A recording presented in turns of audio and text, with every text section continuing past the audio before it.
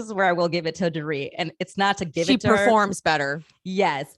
She used the time that Kyle was being dragged by Garcelle to gather herself. She said, oh, I see what I need to do. I need to perform better. I need to tell her how, like, I need her, like, to, like, I want her, I'm going to tell her I'm going to die on the cross and stab myself. Because I was just, and I'm going to throw, you know what I'm going to do? I'm going to throw Erika. Girl, you're about to get thrown under the bus right now. She was crazy. Didn't even look at her. She was nuts. Like, she was dead ass wrong to be. I'm going to say it. I'm going to be the first one to say it. This one over here. Fucking nuts.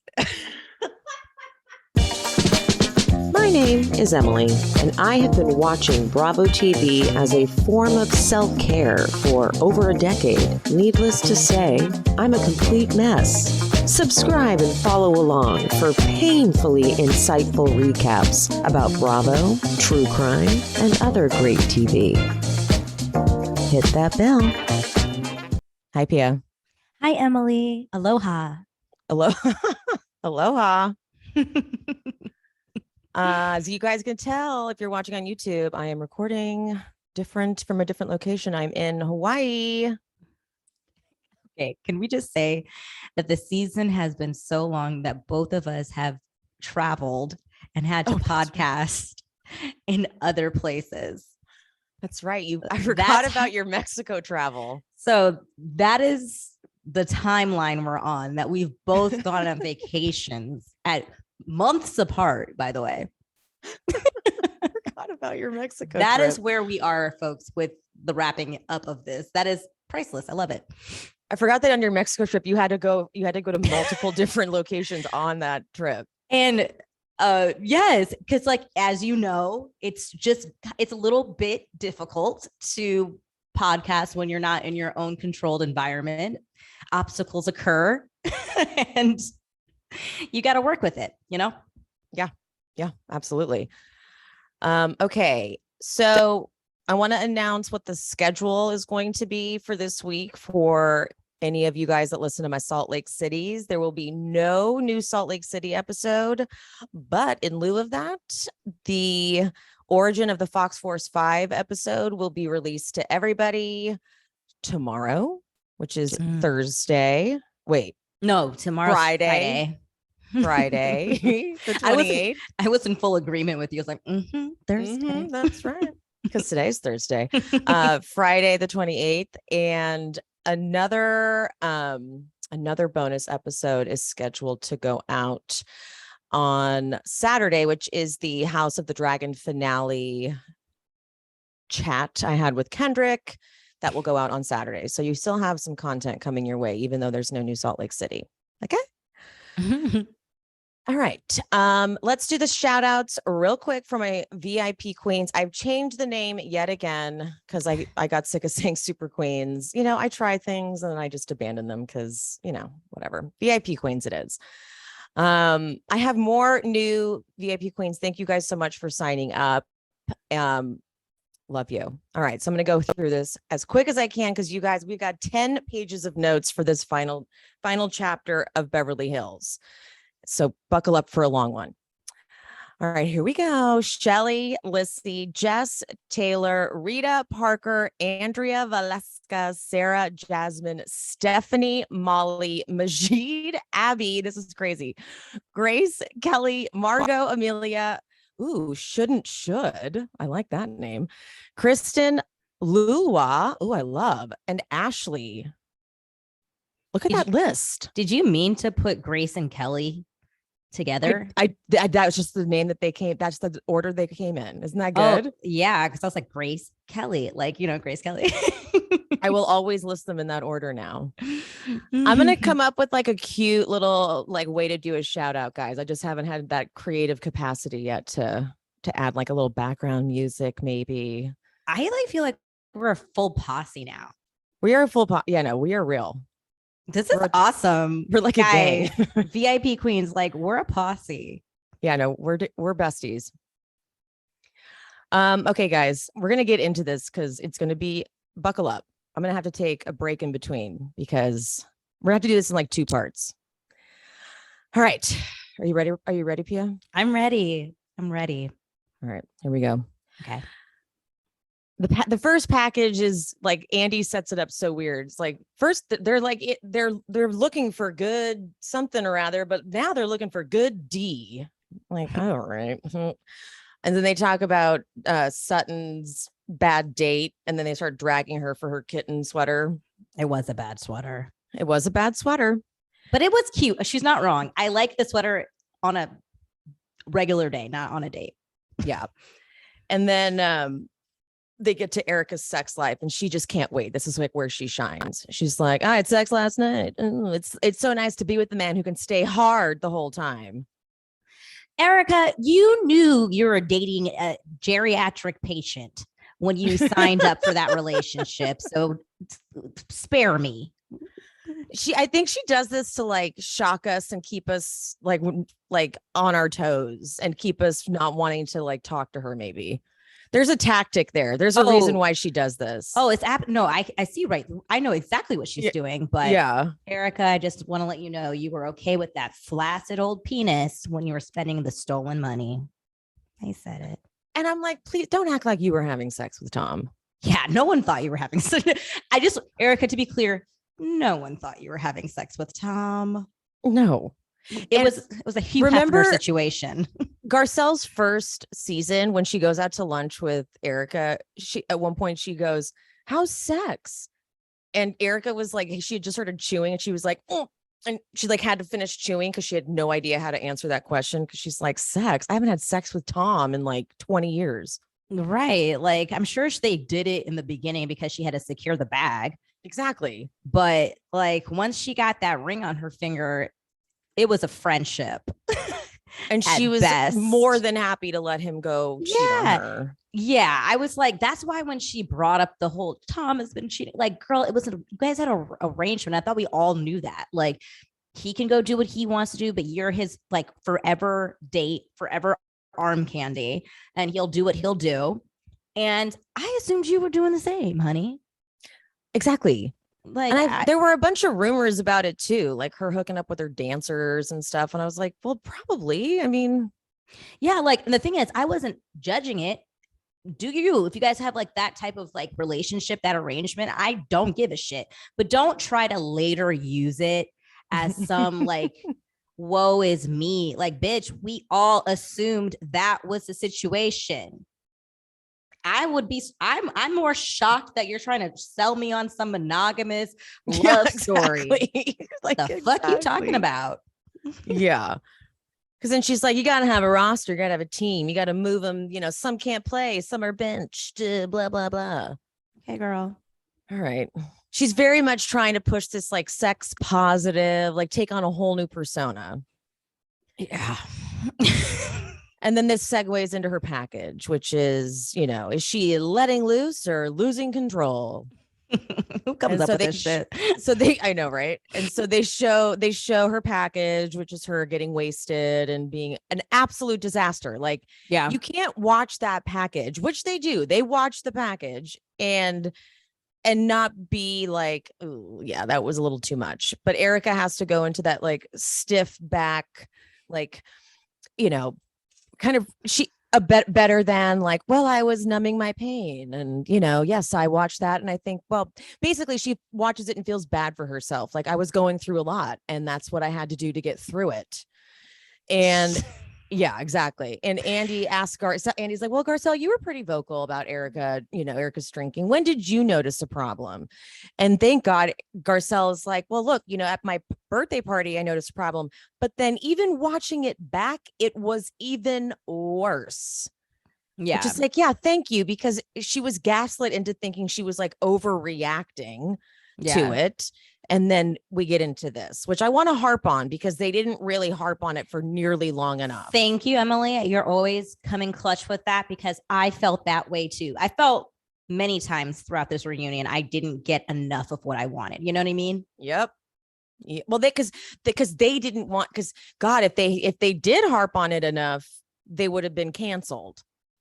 because Garcelle asked, why Jax out of everyone at that party? Why not PK or Mauricio? And or any other adult. And Erika, all stiff. It didn't come from a bad place. It came from an irresponsible place. And I would like to draw attention to a post from Face Reality 16. Did you see this post? I'm not sure. What it? Okay, so go into it was. She posted it last night. She put together her. Hold on, let me pull it up. She put together her kind of like hypothesis. It was a theory she had. So it says theory. Erika was hitting on Jax at Garcelle's party. A thread, and so she presents her theory. She says, Erika was clearly horned up at Garcelle's party and was aggressively hitting on Oliver, Jax's older brother. And then the next slide. Moments after Oliver rejected Erika's advances, Jax unknowingly walked into the Cougar's den. A few days later, Erika claims she was treating Jax like he was an adult and is shocked to learn he is only 14 years old. So when Erika apologizes to Garcelle, she's saying again that she was treating the kids like adults. Quote, it wasn't malicious. It was just wrong. And then Garcelle, when she asks at the reunion why Jax, and Erika says, quote, it could have been anyone. It didn't come from a bad place. It came from an irresponsible place. I think Face Reality 16 is onto something. Oh, she definitely is. And if Andy was a good host, he would have like latched onto that. But he doesn't. It's like, I feel like if Andy were to do the reunion with the knowledge of how we have reacted to how he's hosted the reunion thus far, he would have went after them harder. Because like, you know, that apology that he put up on Radio Andy. Oh, that was bad. Wasn't it? It was such, it's again with his like, just want to say like PSA, like da da da da da, like just because he has to say it. But I think that with knowing how we would have wanted him to come after them or dig deeper, I think that he would have at least like done more. But he is playing such a safe game because he didn't want to go there like you're talking about. He didn't want to go there with Erika and Rinna because he doesn't know if he's going to fire them yet or if what he's going to do with them. So if he goes too far, he is going to put himself in a corner that he's not ready to like, just, you know, he doesn't want to make, he is playing a safe game is what I'm trying to say. And I also think he's protecting the network. Because if the network admits that one of their cast members hit on a minor, ooh, you're not wrong. Because he already brought up HR a couple of times. Oh, HR was busy on this season. Yeah. So you know what? I actually think that's an even better point. That's illegal. That's worse than making maybe a mistake of firing someone. They can live with that. The show will go on. But the HR ramifications, and we all know HR, no matter where you work, it's not for the workers, it's for the company. So they gotta make good point. It is, yeah. Good point. People always forget that. They forget that. So they have to be careful of what they say because they'll get sued. So they can't admit, sometimes it's easier to go with the bully than to go with the victim. Oh, yeah. We know that firsthand. Yeah. We've dealt with that a bunch of times in our workplace environments. Bunch of times. So, yeah. So he didn't want to push this too much, I don't think. But Face Reality 16 is onto something. Yeah. But then when Garcelle asked Dorit, she's like, and Dorit, you didn't say anything. And the way Dorit's like, what? I was like, ooh, Dorit, you barely did. And I would like to say that I'm so happy of how Garcelle responded to Dorit because Dorit was gonna do that whole I did say something. That's what she was getting ready to say. And Garcelle cut her off at the pass and said, oh, what you said, you responded by saying he got him for his mama. What is that? What is that? That's not really saying anything. What does you mean by that? Yeah, like that's, and I was really happy that Garcelle pushed that because Dorit has been holding on. Well, I did say something in the moment. You really didn't say, you said barely anything. That's not, you didn't say that's wrong. You just kind of made it passive, like still coddling her when it was not, she didn't need to be coddled. She needed to be checked. Yeah, you were very careful as not to upset Erika. You were not like out of line. Don't do that. Not okay. Yeah. You were more concerned about Erika's feelings than you were about Jack's. Absolutely. That was clearly your standpoint. Absolutely. And she proved that by going to dinner with her afterwards, by laughing with Mauricio and Kyle a day after as well. I don't even know if I believe they really went to dinner. I feel like she got kind of panicked and said, hold on, we'll get into that because then Andy savagely goes, Kyle and Dorit, you guys laughed about it.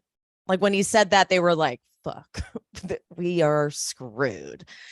And Kyle's like, well, when they played the flashback of it too, like every time they play that clip, it's so dark. Especially like everything, everybody was wrong, but Mauricio's is the worst part of it. Oh shit. I just realized they never brought the husbands out. Ooh. Oh my God. I didn't even notice until we were talking about Mauricio, and they did that shit. They did that shit on purpose because they would have to ask Mauricio about what they did that shit and PK. Oh my God, we just let them get away with it. I almost fucking forgot. They always bring out the husbands. They said not this season. Nope. They did that on fucking purpose. They said no. And because there's not going out there. There's no reason to not bring out the husbands because they do it every season. And especially in this moment, and they brought it out when Mauricio, I believe let's correct me if I'm wrong, Emily. They brought them out didn't they bring them out last year? And when Mauricio and PK made fun of Erika, didn't they have to talk about that?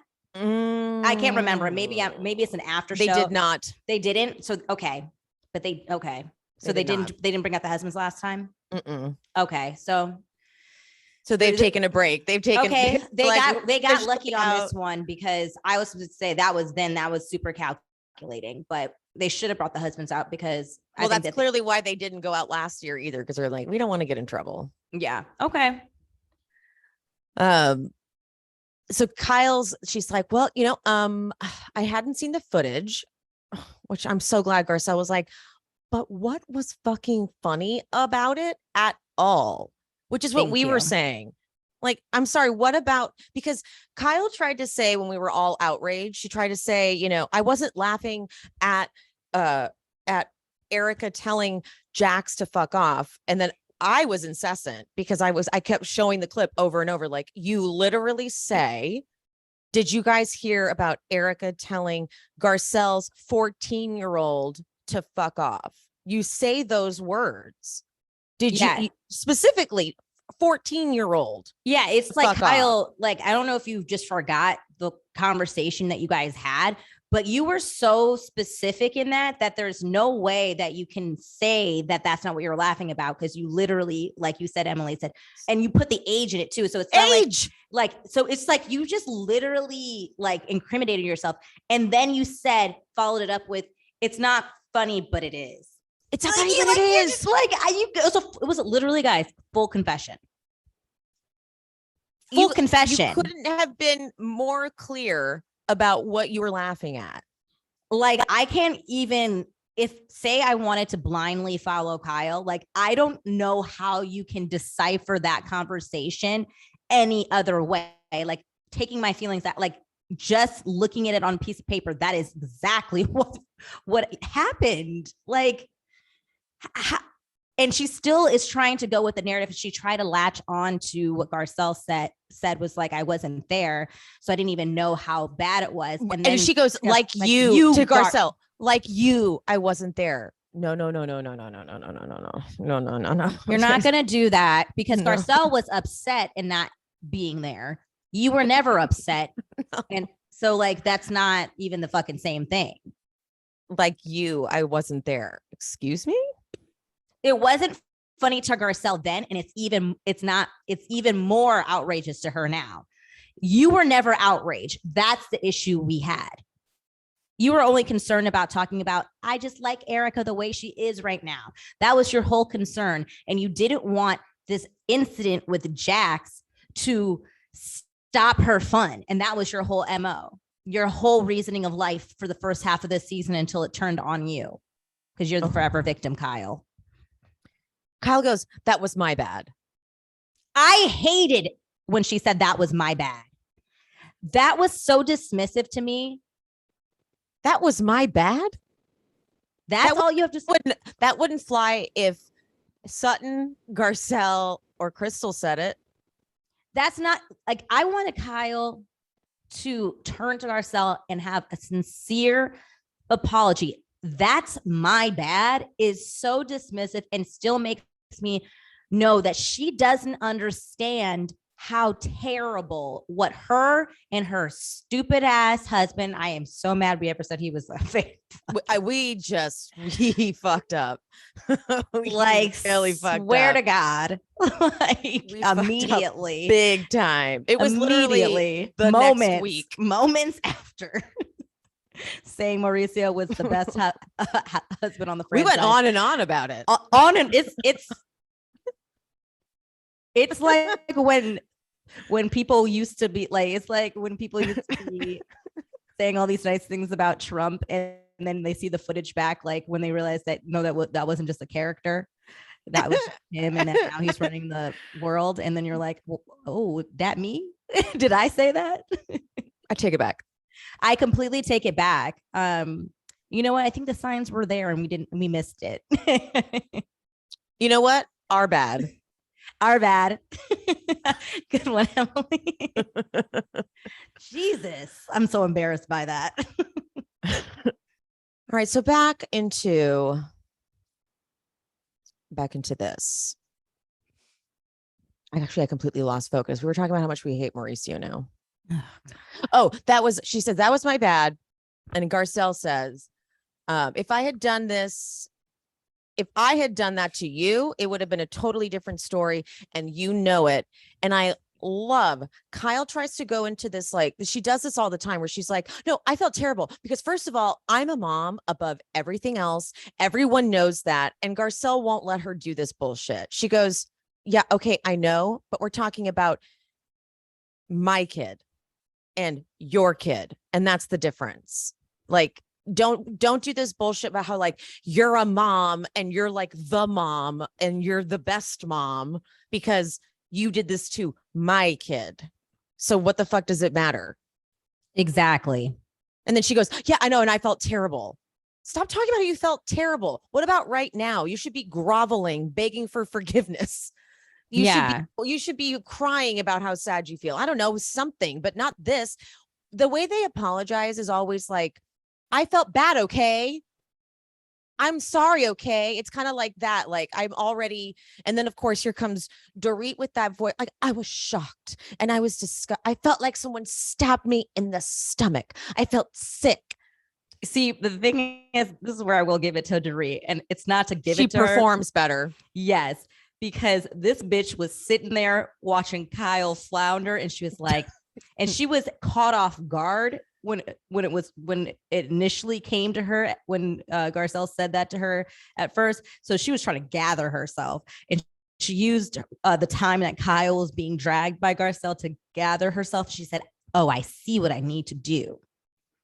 I need to perform better. I need to tell her how. Like, I need her I want her. I'm going to tell her I'm going to die on the cross and stab myself because I was just, and I'm going to throw, you know what I'm going to do? I'm going to throw Erika girl, you're about to get thrown under the bus right now.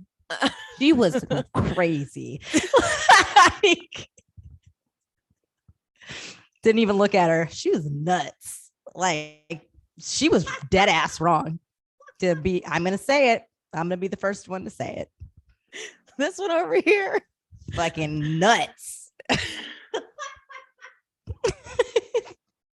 I don't know what the fuck she was thinking. I was like, literally, I knew what she was doing, but I was like, fine, I'll take it. Garcelle goes, so did you have an out of body experience? Like, what happened? I did. In fact, I did. Thank you for bringing that up. Because I did. I had one. I was that's what it was. It was an out of body experience. Wow. That's exactly what it was. Thank you for saying that. It was out of body. Couldn't even. I was like, whatever. I think Garcelle is also on our page. Like, okay. Like, at least you did better than this one over here. Fucking freak over here, Kyle. And Kyle's probably like, I swear Dorit was making this up. She's like, I went out for dinner that night, because then she takes this a long pause and blank stares. She's like, I said, Erika, what the fuck are you doing? Erika was like stunned. She's like, the fuck? Erika's like, when did that happen? Erika was so wasted. You know, they just put Erika in an Uber home and we're like, good luck, get home. But the thing is, Erika was so drunk that we would all like, she couldn't even defend herself. She's like, damn, I said I blacked out. So she's like, maybe we went out to dinner. I'm not sure. She couldn't even. She's like, fuck you, Dorit. Like, not sure if that happened. And because Dorit's acting like if she went out to dinner with Erika and said, what the fuck are you doing? It really was not okay. As if that was like, oh, you said that? Oh, well, if you said that. I kind of think that if she did, let's just go with she went to dinner with her. If she went to dinner, she's probably going to be like, they're going to really come at you tomorrow for what you said. Fucked. It's going to be, it was more of, I feel like if she did say anything and they went out to this alleged dinner, like how everything this season is alleged. If they went out to this, no one's trustworthy. If they went out to this alleged dinner, it was not about how wrong Erika was. I'm sorry, I don't feel like that's what the conversation was, because Dorit's so scared all the time. I feel like it was more of prepare yourself. You're gonna be in for it. Like that's not exactly gonna be what it was. It wasn't like that was so fucked up. I can't believe you do that to a child. It was, this is not going to be good. We're not going to be able to protect you and stay on your side like we're all trying to do all the time. Yeah. So and that's a different conversation. Like, yeah.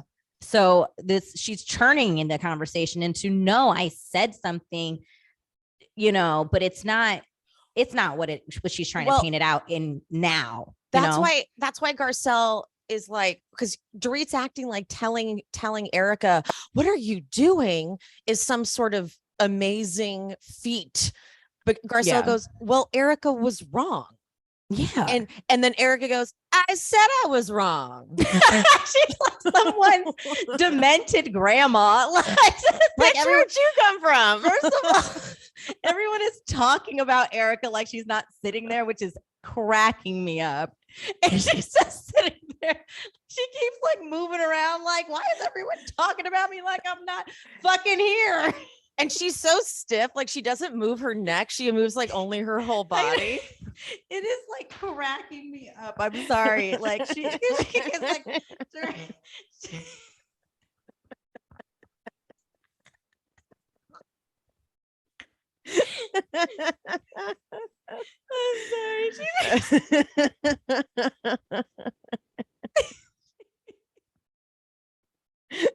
Fucking ran over there patting her like grandma's like, doesn't know what she's doing. Oh my God. Oh God. This part though, Garcelle, like just I think she's nominated for that like best reality star of 2022 thing. By the way, you can vote every day. Go to Garcelle's bio and I'm gonna vote. Yeah, I'm gonna vote every day. I try to do this with Lindsay did not work. But I did think not work. but you know what? Lindsay is controversial. So that was a long shot. Either hate her or love her. But I feel like we universally love Garcelle. So let's really rally behind her. And I think this would be a great way to stick it to the bullies, the Fox Force 5. Let's get her the win. Let's get her the win. Let's show all of the Bravo people, tell your Bravo friends, like this is a way to show the network that Garcelle is wanted, that she, like, we care and we were on her side. This is a way to do it. Yeah. Because Andy says, did you feel complete with Erika's apology? And she goes, when someone in this group apologizes, it's like, oh, I'm sorry. Oh, I own it. So you look crazy freaking out at him. So I accepted it. And then she pauses and says, I accepted it. I was like, oh, fuck, dude. She just said they don't really apologize. They apologize and say, so take it or leave it. I owned it. So what else do you want? Like, take it. Enjoy. There you go. I apologize. So, which is, by the way, never enough when they do it. Like when they apologize, it's never enough. They're going to harp on it forever. Right. So if you don't just accept it, you look crazy asking for any more. So I have no choice but to accept it and move on. Yeah. And it's true.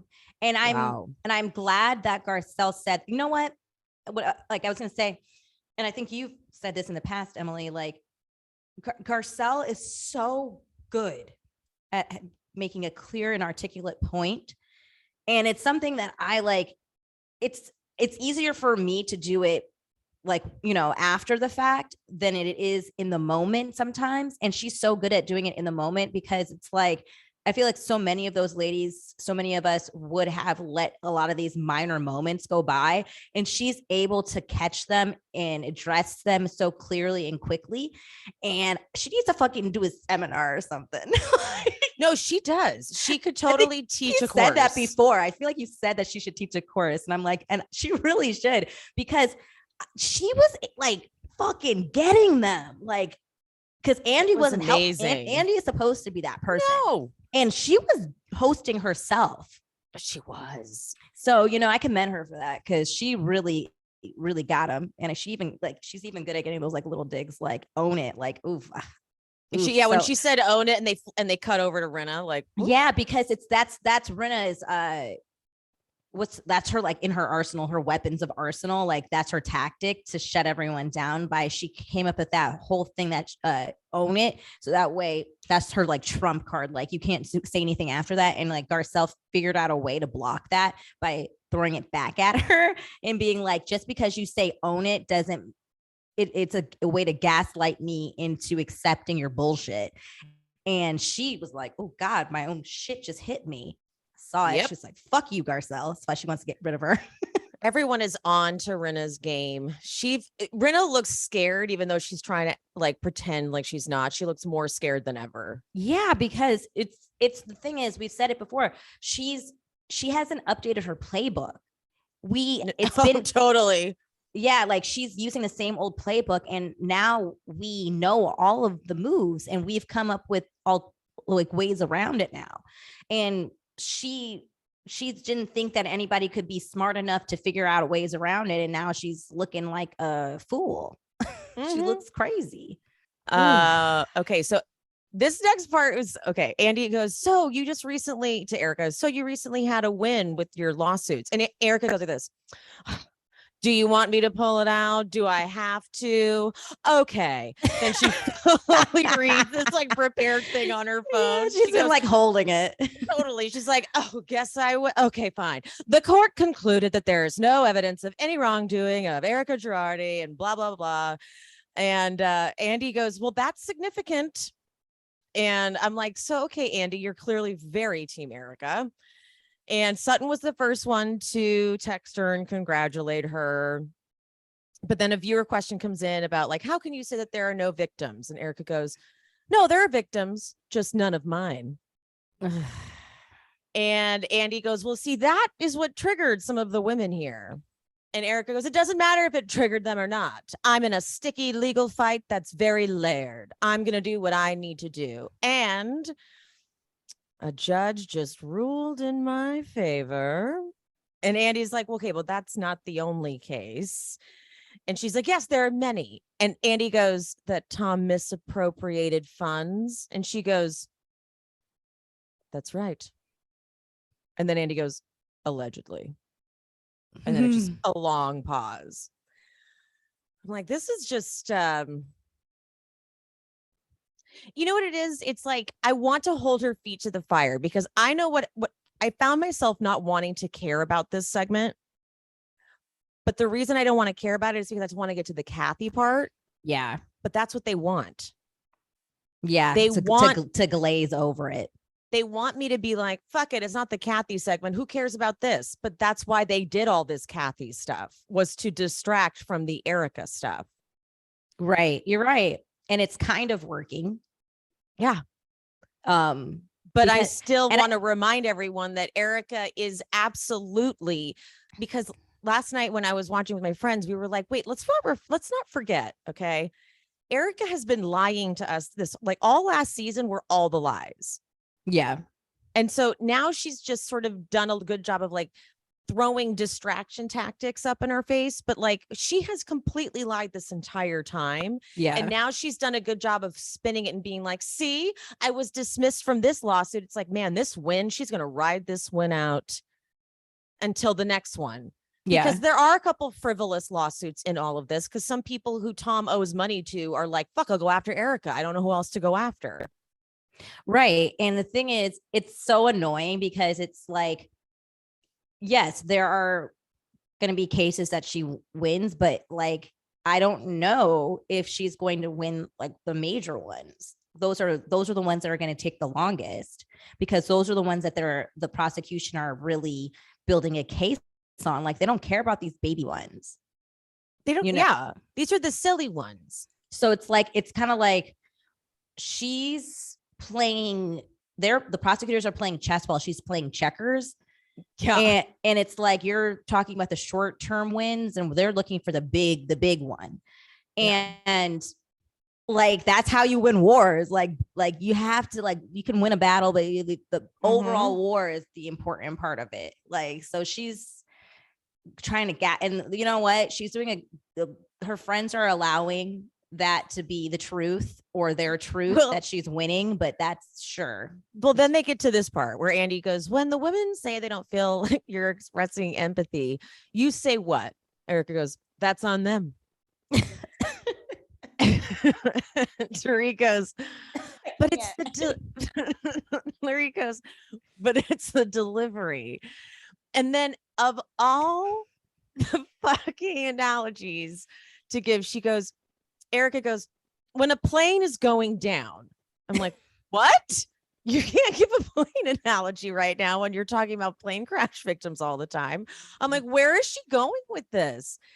She goes, you put your oxygen mask on first so that you can help everyone else. I'm helping myself so that in the future I can help other people. I'm like, who are you going to help? You're never going to help anyone else, Erika. You're not that person. There was this weird clip. She did this very weird, like, I don't know what it was for. You know, they do silly little things. And she was doing a book signing. Like, she had her books that were in print and she was like just autographing a bunch of books and doing like a Q&A with the person who ghost wrote her book, Brian Moylan. And one of the questions was, what cause is near to your heart?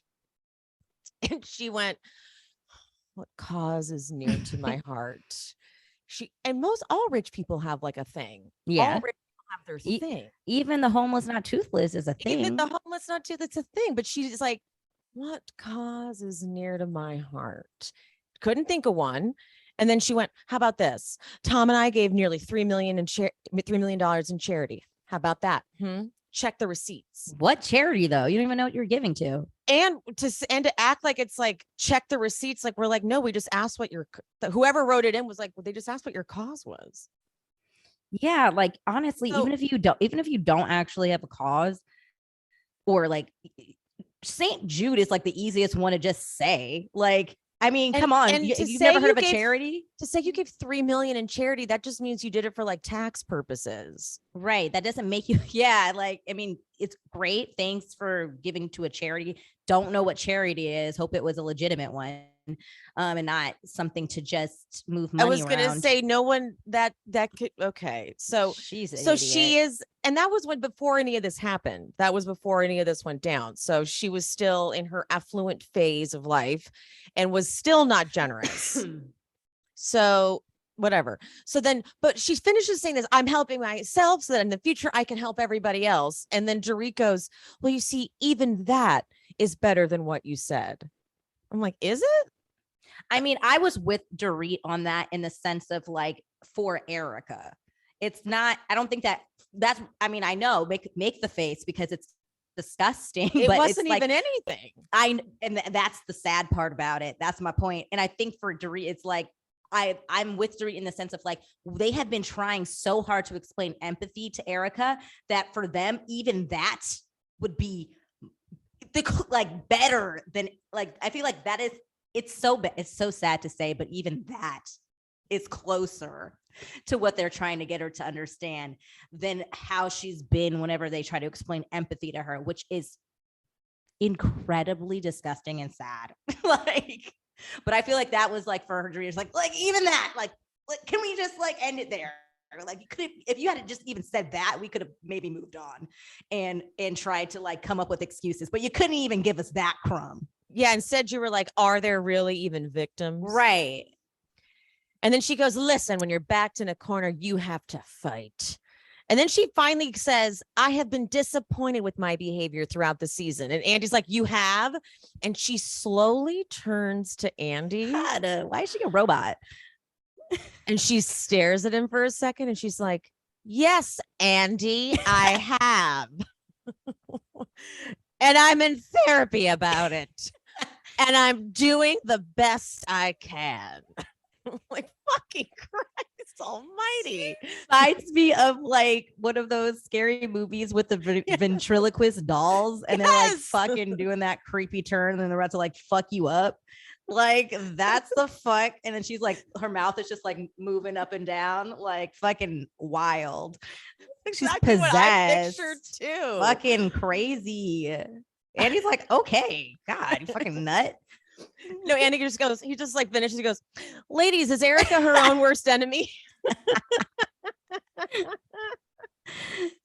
funny. And Kyle, that's a really course- funny counter, like juxtaposition. Yeah.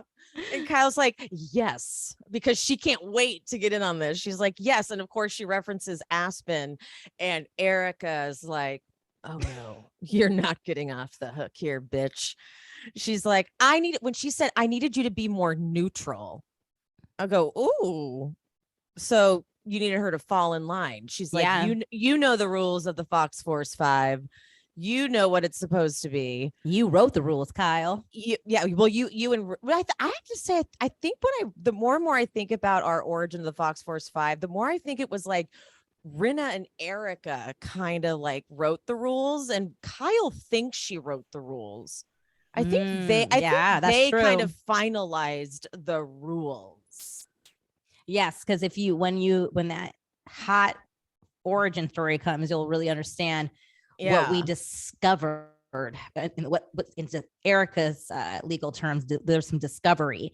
The discovery. There's some discovery that we put into play, and the origin is going to be interesting. Yeah. Because Erika's like, I don't need you screaming, there's dead bodies.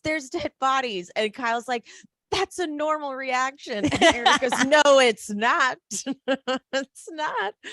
And the fun thing about this one is I was on neither of their sides. Like I was like, I don't need Kyle to be like vindicated from Erika or vice versa. Like I can watch them fight over this forever. Right. And that's why it was so entertaining, that whole part of the Aspen trip, the most entertaining, I would say, of the whole trip, because I wasn't on anybody's side because it wasn't as if Kyle was doing it because she felt bad. She was doing it because she was feeling like she was going to look bad if she defended her. So she was more upset that Erika was not making it easy to defend her and making their job like more difficult. And it had nothing to do with the victims. You know what I mean? Like, and Kyle, that's what she thinks is coming off, that she was defending victims, but she was really defending herself, which is her MO. Yep. Yeah. And then it gets, she proves it. Because Kyle's like, you were out of control. No, I was not. I was angry. And Andy's like, do you ever view it as maybe they are defending you? And Eric goes, no. And Kyle goes, do you know how much heat I take defending you? Basically, like, do you know how hard it is to be your friend? Yeah. And Erika goes, oh, don't do that. Oh, don't break the confidential contract. I was like, the Fox Force 5. For Kyle to like ever say that out loud, for Kyle to be like, do you know how hard it is to side with you? Like, but then Dorit's like, okay, I'll kind of back you up here. She's like, what? Why are you? What are you so afraid of to show empathy? I have shown empathy. And Andy goes, it's not landing. But Erika doesn't hear her. Erika doesn't hear him at first. So Erika's like, what? And he goes, it's not landing. And then when she does hear and figure out what he says, she shifts into Satan mode. And she goes, well, you know what is landing? And Andy laughs. He goes, what? Like, he's like, here we go. Like, he's like, bring it. He goes, ruthlessly being persecuted. I cannot sit there and be berated over and over for 2 years. Maybe the Dalai Lama can, but I can't. I'm like, you bitch, just pull out the Dalai Lama. You're I know. So desperate. When she said the Dalai Lama, it felt like I could get cancer if I could keep it. It felt like I can get cancer. It felt like I can get cancer 100%. Yeah. Then the viewer question about the earrings. Like, why are you holding on to the earrings so much? She's like, I don't have them. Oh, Andy's like, but you had them in Aspen, right? She's like, well, I don't have them anymore. And then Andy goes, okay, well, you're trying to get them back, though.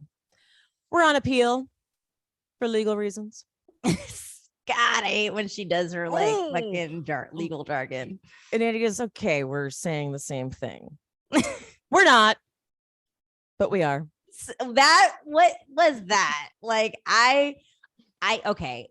The whole topic is very serious, but I don't know if it's your retelling of it, because I definitely wasn't laughing when I watched the episode, but you're retelling that's of why it. we're here. That's why we're here, is to make it funnier, because it's not funny when you're watching. I know, because it's just like when you're retelling it, Emily, and I honestly don't even think you're embellishing that much, which is the sad part. And that's like when you're just telling me back everything and it's not you, because I don't hate your face. I can't. I'm like, it's funny. Like, what the fuck? It's ridiculous. When you take just the dialogue of this, it's ridiculous. Like, what is this lady like? This, she does turn like that. Like, it's what the fuck is happening? That's why I had 10 pages of notes. I was like, this is too good. Yes. And then Andy just stares. Okay. And then Erika waits. We're on appeal. She literally did it like that, guys. Like, what? And then Andy asks who would keep the earrings, and Dorit says, I wouldn't. And Erika doesn't turn around. She just kind of like looks to her left with her eyes, like, okay.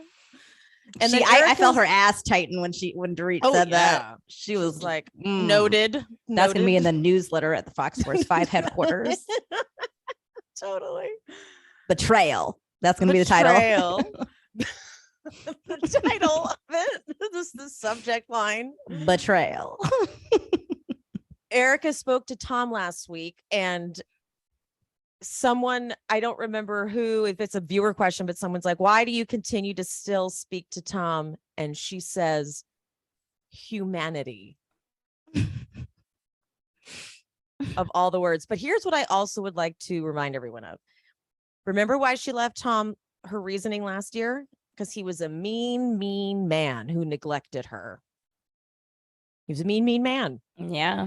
He was also a man that was losing his cognitive skills. He was, he had dementia, basically. Yeah. So the fact that he was being mean had clearly, she couldn't have thought, you know what, maybe this is just because of his dementia. No. I'm going to leave him. I'm going to leave him in the middle. I'm going to leave him when he's at work. I'm going to pack up all my stuff and leave him. Yeah, that's not going to be good for his dementia. That's going to fucking trigger him. But he's going to be like, what the fuck? But he also is at this, because she was telling us, he also was losing his facilities. But at the same time, she could leave him because he was mean. None of that made sense. So we were lied to that whole last season. Then when he was put into a home, she was like, he doesn't belong there. Well, which one is it, Erika? Which one is it?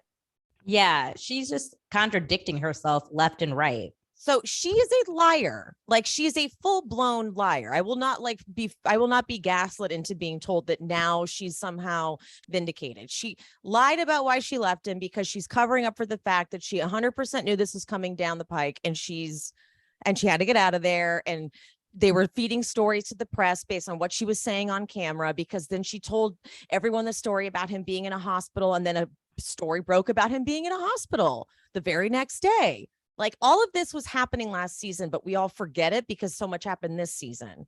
Honestly, to be quite honest with you, if Erika just said, I'm leaving him because we're in a loveless marriage and the money ran out, I'd be I think we'd respect it. I'd respect it, because it's not like I ever thought, as I said at the top of the show, that this was some like fairy tale situation. It was a business transaction. He don't have the money to pay anymore, and so therefore the contract's up. Like they both entered into the same agreement, so like he wasn't tricked into it either. Like, I think he was fully aware that what it was. So therefore I wouldn't have felt bad, like, if she, like, you know what I mean? And especially since he was misappropriating funds, like, she's like, well, I'm going to get out of this situation. First of all, this man has no money. He never had money. He got me out here spending other people's money. Yeah, when you find out that it wasn't even his money, then you're like, oh, you. If she had said that, like, he got me out here looking crazy, spending other people's money, I thought this man had money. Why do you the hell? That's why I left. Got me out here spending victims' money. Thought he had real money. I thought he had Bezos money. He had plane crash victims' money.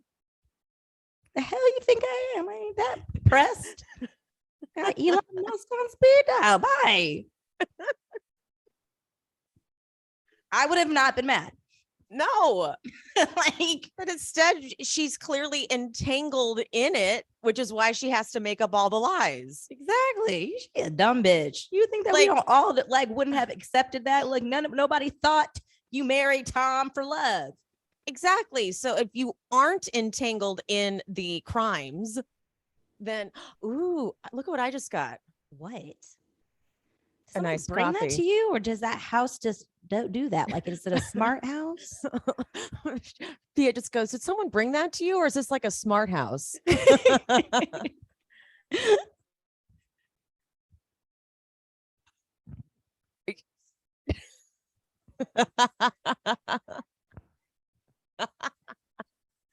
Producer / bartender, she said.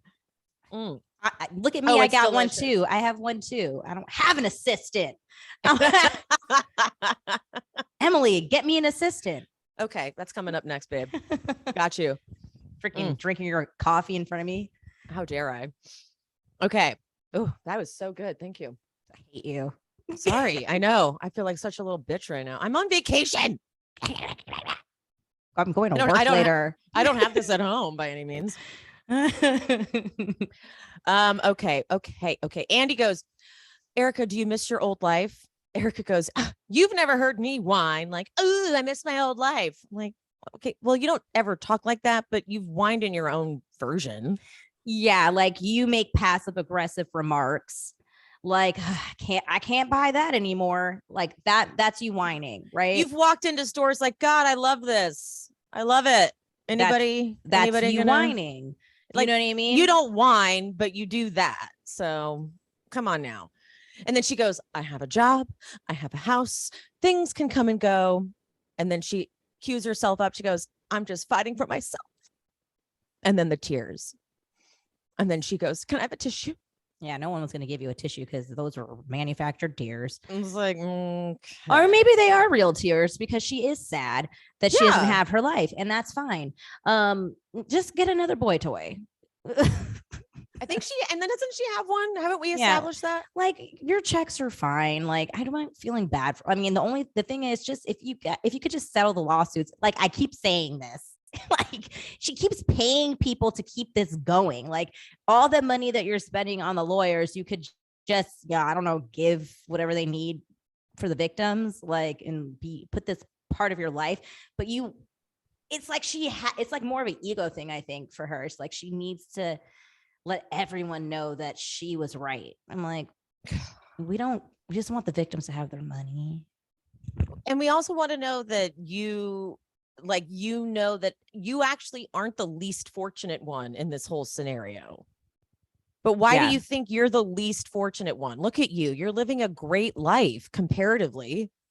Yeah. Like when you watched Housewife and The Hustler, these people are living in like normal sized houses and don't get to travel on private jets and have furs and jewels and Birkins and blah, blah, blah. Sorry, Birkins aren't her thing, she said, but you know what I mean? Like, she doesn't get like that. She's not suffering. Yeah. Like, you still live in, like, as much as your house is smaller, you still live in it's like as much $1 million house. Smaller. Exactly. Yeah. It's like $1 million house, like more than that, multi-million-dollar house. And also, again, I cannot stress enough, the money for the victims is not for them to live a lavish lifestyle. Most of those victims need the money for the hospital bills that they're racking up, that they will have to constantly go to the hospital and have medical bills, because it's going to be ongoing complications and stuff like that. Or for like the plane crash victims, I'm sure those the incomes that they've lost from the people who perish. So like, it's not about like money for them to like do any of the things that you were doing with that money. It's for them to live and survive. And I feel like that's the point she's missing. And that's why they need the money so much. I wish somebody would say that on the show. Like, they need that money for them to live. This isn't for them to go buy an expensive outfit, you fucking bitch. And that's the comparison. And I feel like again, going back to Andy, like, I wish just once someone would just say that. And I want to hear her response. I'm sure she'll say something smart because that's what she's known for. But you know what? I just realized that Andy's so rich now and so surrounded by rich people that he's probably too out of touch to even think to say that. Yeah. And then also, I think because he is so rich and this is a business for him, it's like, he doesn't care. Like, if he said so many times in like, the fans get so emotional for him, it's just like, and any day, like when they are like this is money. This is money for him. Yeah. So he doesn't really care about correcting their behavior. He'll point it out. That's the thing. He'll point it out, but it's not like, that's not his job is literally the opposite. If he corrects their behavior, he has no show. And he's done this for so long, his brain is like warped. Yeah. Like he did. Oh shit. That's such a good point. All right. Now the big fish, Kathy, she's getting ready on her way out. I know we said it last week, and I'm right there with you. We might have said we didn't like her outfit in pictures, but I agree. Watching her walk out on that stage in that outfit, I was like, never mind. It's perfect. Yeah, it's perfect. Again, as I said, the list has completely flipped itself on its head from the first part, I guess, that we talked about, the order. So yeah, like, again, just really quick recap. I'm gonna go agree with you on the Crystal front. She is at the top of my list. Her outfit has aged like fine wine throughout the parts. So has Sutton's has grown on me, and Garcelle's has even grown on. Garcelle's, like, her hair and her makeup is just so on point. Yeah, Garcelle's is. You know what it is? It's like so for me, even though Sutton's outfit is a little busy, it's still put together. It kind of reminds me, it kind of balances Kathy's, like the pink, the pink ladies. And then like Garcelle and Crystal's, there's like solid. So like, I don't know, like they just like, it just, they're being constant, and where like Kyle's is just getting worse and worse for me every fucking time I look at it. And those earrings are driving me nuts. Yeah. I hate Erika's hair, like officially by part 3. Yeah. Right there with you. Rinna is wearing a fucking costume, and Dorit still is just in the middle for me. Yeah. So no, yeah, there we go. I agree. And we've already forgot about Diana. Oh yeah, her. I agree. When they cut over to Rinna's face as Kathy walks onto the stage, Rinna's face, I've actually never seen Rinna that pissed off. I took a screen grab of it. I have. When? At BravoCon, when they were chanting Kathy, Kathy. Did they cut to her face? Well, the thing is, if you look at it, yeah, they didn't like cut to her face, but they couldn't help but have it on her face too, because there was, I think Sutton was in between her and Kathy, which was like, I didn't realize they would be that close in proximity. So they were in the same screen while they were like, a bubbly Kathy is like, everybody's saying Kathy, Kathy. And then this is Rinna just like looking off down, trying her best to not give any emotion, but I can feel the emotion, because she was just like, I'm give them nothing. I could just hear her in her mouth, give them nothing. The camera's probably on you. Give them nothing. But I could feel it. Ooh, Kathy, Rinna's face was, she did that thing with her jaw where you're like, you like jut your jaw out, like, really? She was pissed. First thing Andy tries to do is make fun of the hotel. Like, I didn't wear your hotel slippers today. And I was like, don't do that. Don't try to join in on that stupid insulty humor teasy thing that it didn't work, didn't land. But Kathy got him. He's like, yeah, I actually brought them. Yeah, they're in the dressing room. And he's like, you actually schlonged through the airport in those? And she said, yeah, because my feet hurt. You want to go there? I'm not going to play this game. Okay. Yeah. And someone wrote in and said, do you now know the difference between sending a DM and posting a comment? And she still doesn't, because she's still like, yes, I do. And like clearly does not. But then when she realized that they were talking about a comment, she goes, oh, I do what Lisa Rinna does. And I delete it after 20 minutes. Gagged. Now we're here. Gagged. Okay. Got it. I gagged. Got it. Okay. When I said, I literally audibly was like, oh no, she did it. I was like, she did. I was like, we are starting off strong. I said, oh, okay. Oh, it's like that. Like, she is not here to play any of their games. Oh yeah. I was like, oh fuck. Okay, let's go. Start it up. Buckle up, Buttercup. Hunky Dory's here. So they start with the Kathy Aspen tequila package. I just need to I need to take a deep breath, because what we're about to get into, I said this in the intro for the pod that I did, and I'm going to say it right now to you. Do you remember when Judi Dench won for Shakespeare in Love, Best Supporting Actress, and she was only on screen for 6 minutes? You might be a little too young to remember this. And I hate saying that. Really, I feel like I might, but I don't. Okay, so she played Queen Elizabeth in Shakespeare in Love, and literally her screen time was 6 minutes. No one questioned this win though, because she's Judi Dench and it was amazing and she was spectacular. I nominate and would absolutely award Kathy Hilton's performance in this reunion as best reunion performance of all time. I know, because she was only here for part of the last part of this whole reunion, but what she did was something I've never seen. She didn't give a fuck about saying all the things none of them want to say. She showed up with a different personality, but it was like, this is her personality. She just doesn't need to show it all the time. So their viewer question comes in saying, why can't Kathy promote her tequila? We've heard about all the other ladies' products. And Andy's like, guys, were you too hard on Kathy about the tequila? And Kathy jumps in, doesn't let them answer. And she says, look, I actually didn't know there was so much footage of me with the tequila because all the other stuff of me was me. I didn't know that it wasn't just me on the camera. It was like me coming into the party, which tracks because she doesn't know how this game is played. Like she is just walking in saying hi to people and she didn't expect them to use it. Yeah. And so this part, I have chills just thinking about what I'm about to say.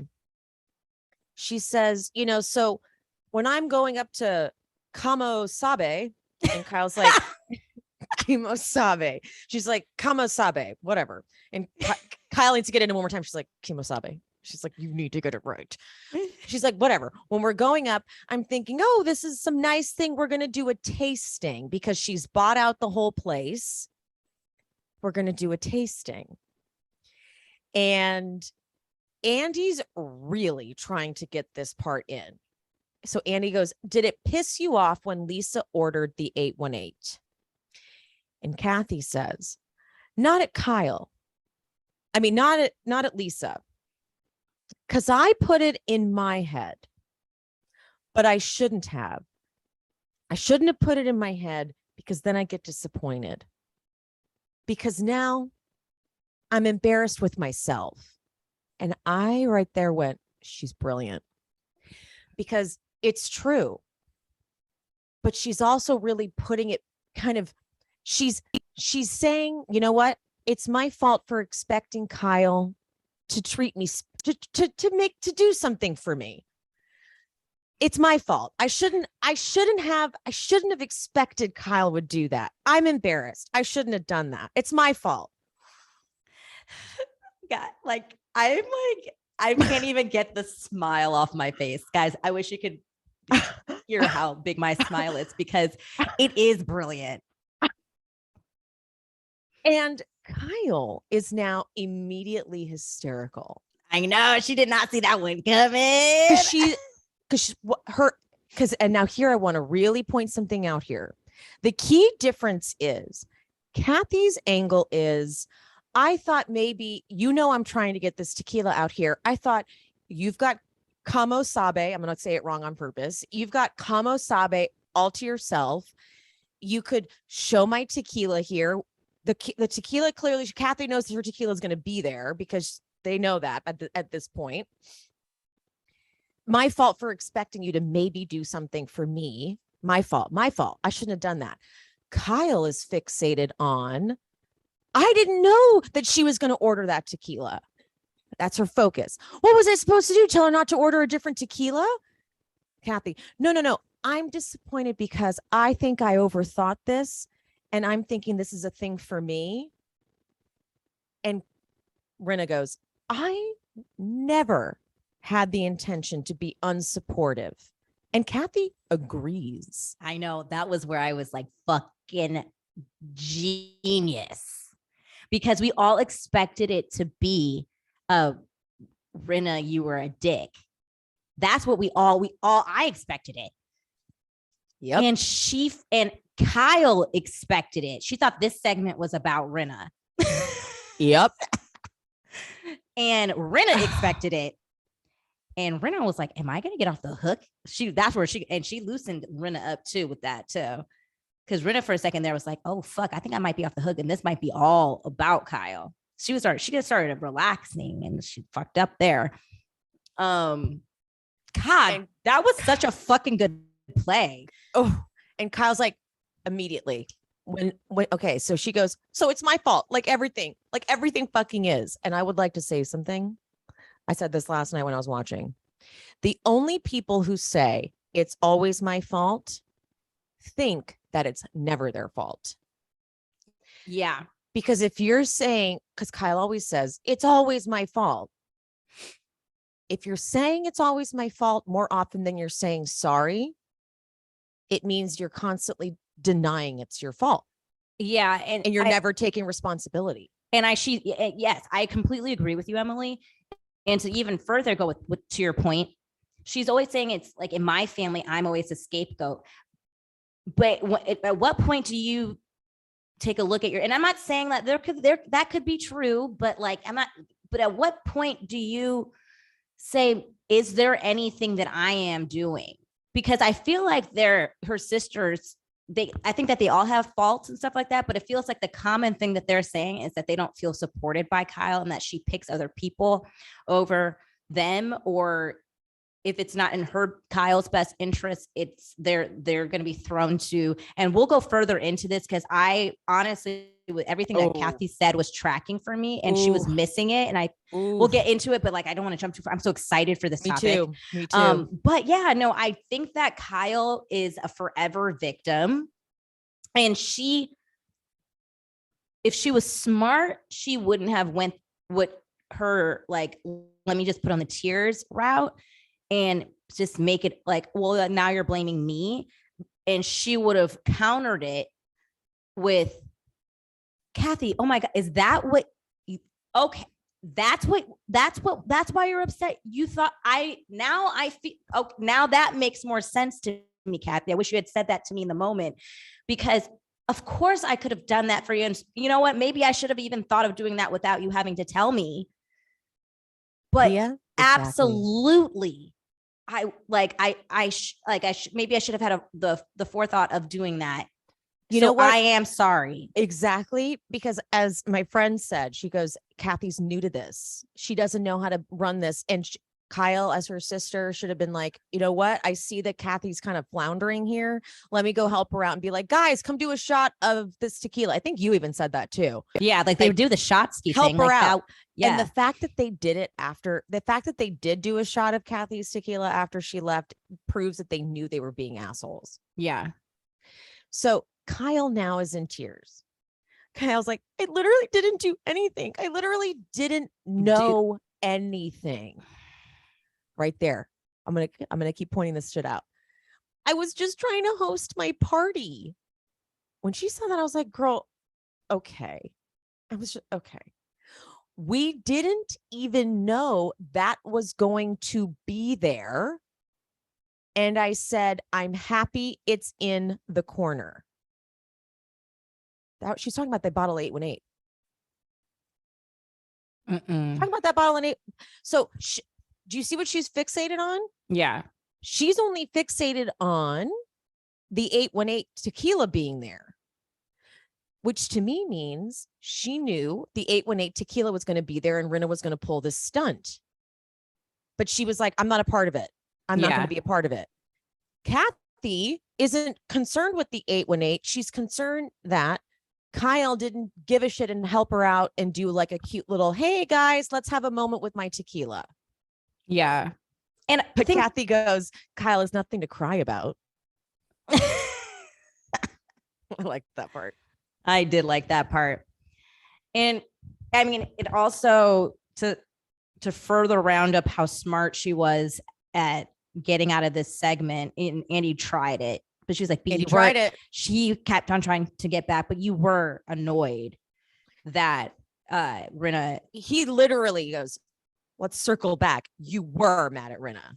And it was like, sure, I was annoyed, but that wasn't like, and it's like, yeah, she's not, that. Yeah, sure, I was annoyed, but that wasn't like the thing, the overall thing. It was one of the many things that I was annoyed of, you know? Well, you package it makes it seem like that, but if you really dissect that episode, you hear her talking about like Kyle doesn't do a fucking thing. It was a sum up of the thing that she's built up. Rinna really lit the fire for her unknowingly, allegedly, I know she did it on purpose, but Rinna wants to get out of there and thinks that she's gonna get off scot-free. So she's just like, I would never, Kathy. Like, that was not my intention. Like, and she was, I fully think that Rinna was gonna go the opposite. If Kathy was gonna come at her, she was gonna be like, I'm allowed to do the tequila, but she completely aborted that plan because Kathy let her off the hook. I agree.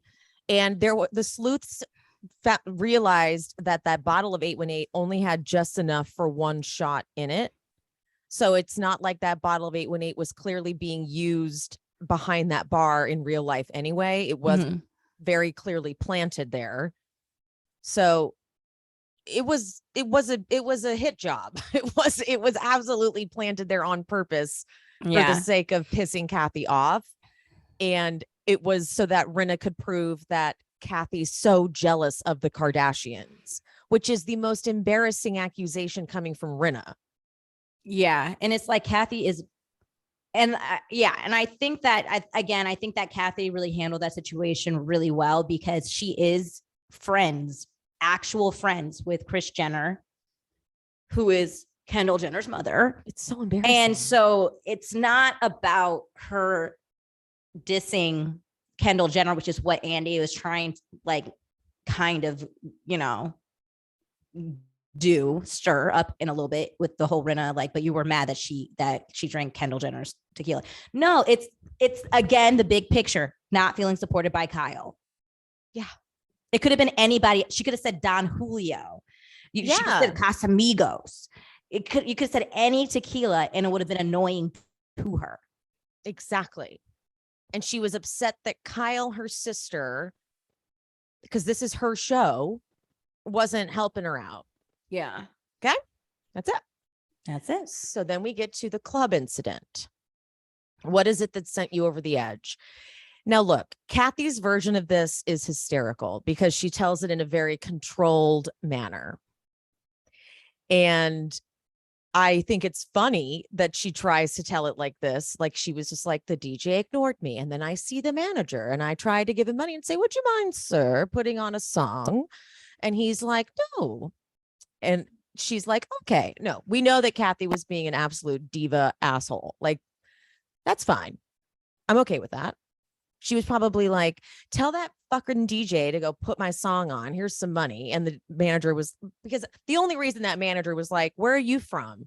Was because she was being a bitch, I'm sure. And he was like, where the fuck are you from? There's no reason why he didn't just unprovoked ask and say, go back to LA. Yeah. I'm sure she was being horrendous. We've seen personally some celebrities act horrible. Like they can be worse than anybody. So I don't doubt she was throwing a fit. And then she tried to tell the story as she walked up to Kyle and said, hey, they were very mean to me. I'd like to leave. And thankfully, Kyle had witnesses to say otherwise. Like, no, you were really mean and other people were around. So Kathy is trying to save face.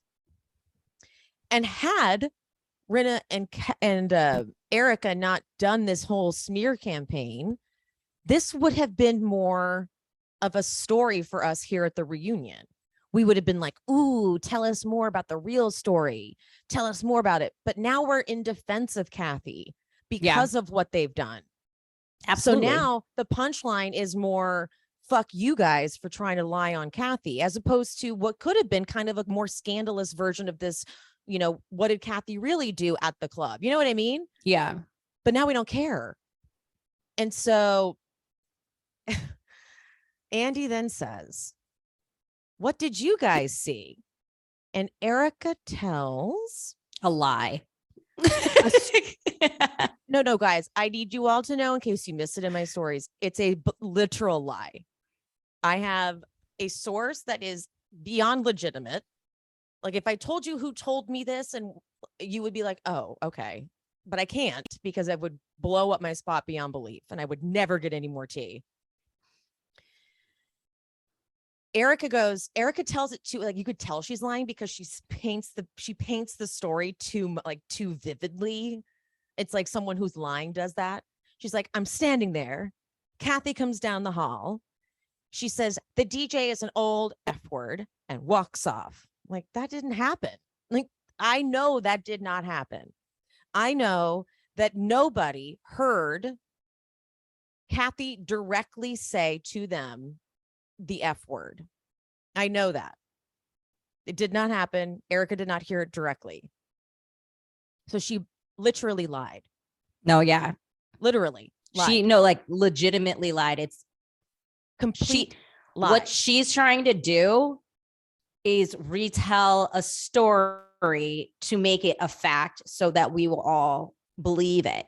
Like she's like legitimately making this up. And that's why she keeps on saying I heard it with my ears, because she didn't. And it's that only way it legitimizes what she's trying to get us all to believe is if she says that she heard it with her own ears, but she did not. Like I'm telling you, she did not. Like, and Kathy goes, never, ever. No one else heard that. And Erika goes, no, you said it to me directly. Kathy says, anyone that knows me knows I don't talk like that. And Erika goes, and anyone who knows me knows I'm not lying. And then Kathy switches into gear. She says, oh, really? I have a little more credibility than you. Oh, God. I was like, the amount of times I was audible during this Kathy segment is could have played a drinking game with it. Erika, long pause. Really? And then Kathy, because I don't lie. I have a sterling reputation. She said it, and the way she said it was just so goosebumps. Gorgeous. And Erika goes, not right now, you don't. I like it. No, what do you think you've done? I don't think you've done what you think you've done. I was like, have you been on the internet?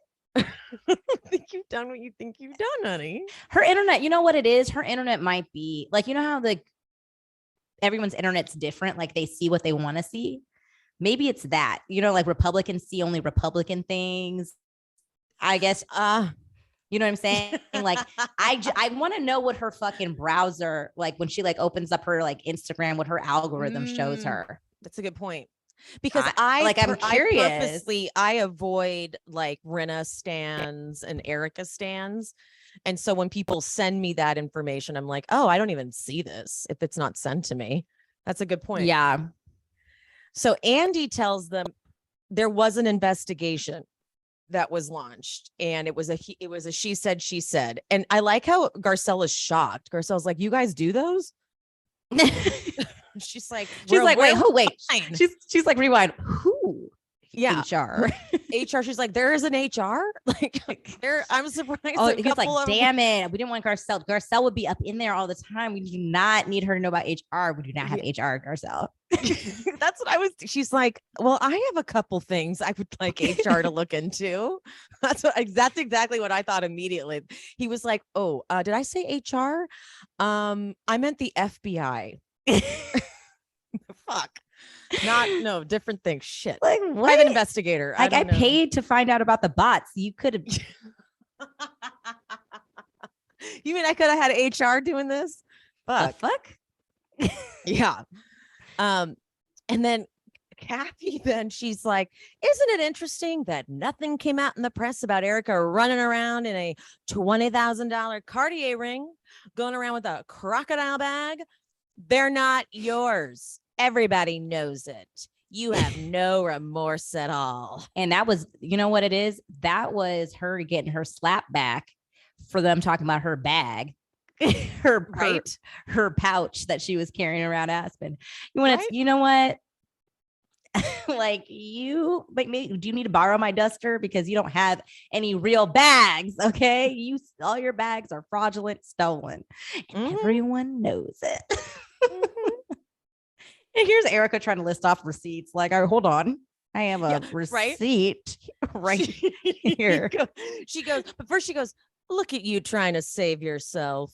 You thought that was going to do something and didn't do anything. And then, but you're right. She's like, that's funny. I bought that coat in Aspen and that other bag is old. And the other thing is from Target. Like she tried so hard. She tried real hard. Yes. Erika, Kathy was gathering these hoes. It was great. Kyle's like, for the record, I did not hear Kathy say that word. I'm like, thank you for saying one fucking sentence, Kyle. That was annoying to me, actually, when she said that, because she did her Andy thing. Just want to say, I never heard it. We all know no one heard it, bitch. Mhm. Everyone's been saying that, but what you're not saying is Kathy worse. would never say that. That's what we need. That's what Kathy wants you to say. That's what we want you to say. And if you were if you were a real sister, you would say, my sister, I have never heard my sister speak like that. I know my sister. And even though I know that she, like, me and her have our things, that is something I know she would never say. That is, and that's on everything. If Kyle really wanted a kumbaya goodbye makeup with her sister, that's the energy she needed to bring into the reunion. That little, I didn't hear it crap is not when everyone is on the fucking internet calling your sister racist and a homophobe. I didn't hear it's not gonna cut it. You went harder for that. You assaulted Sutton over her saying soulless to Diana. Thank you. That energy that you put into your fucking fake phony friends at the Fox Force 5 headquarters, that's what we need you to put the energy into your own blood sister, bitch. Thank you. Sorry. You know I black out. We need it all. Keep it coming. You know I black out.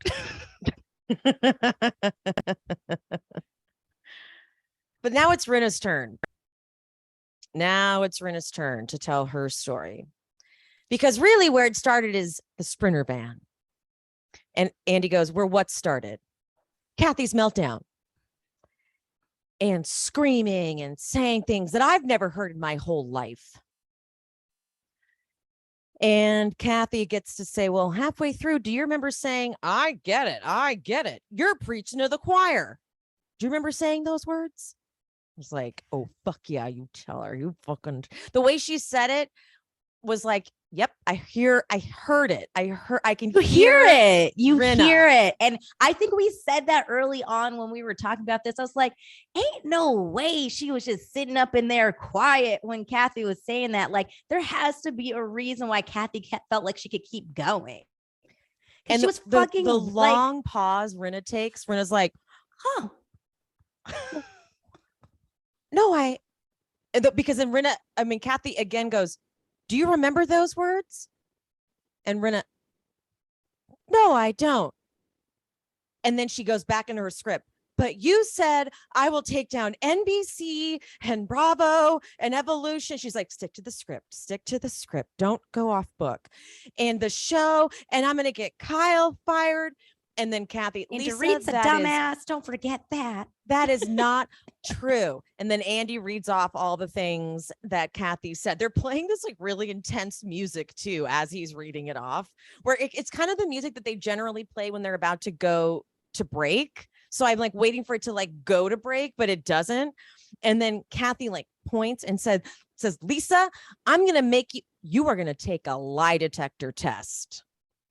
Okay, when she said that, the only thing that would have been amazing is if she had brought someone. I know, right? The proctor comes out. Because honestly, that would have been it for Rinna, because she wouldn't have taken it. Strap her ass down. Just put her in a straitjacket and make her do it. Because she would not have taken it. And then that would have been like doubt right there. Like, why are you afraid to take it? She would have probably said Kathy brought them so they could say anything, but like have Andy arrange it. Then Kathy brings up the texts and Rinna's like, oh, then I made those up. And then Kathy goes, well, it's not on my phone. Like she's just so Rinna hands over her phone to Andy. While she's doing that, she goes, I did not want to go here. I never wanted to go here. I had to lock myself in the bedroom. Mhm. Okay. Well, if you locked yourself in the bedroom, you did yourself a disservice because I would have been with Kathy all night painting toes and talking shit. Okay. Like you missed Kathy's out like, on I a was great venting. opportunity. And then Kathy goes, why would you have to lock the door, Rinna? Because you were having a psychotic break.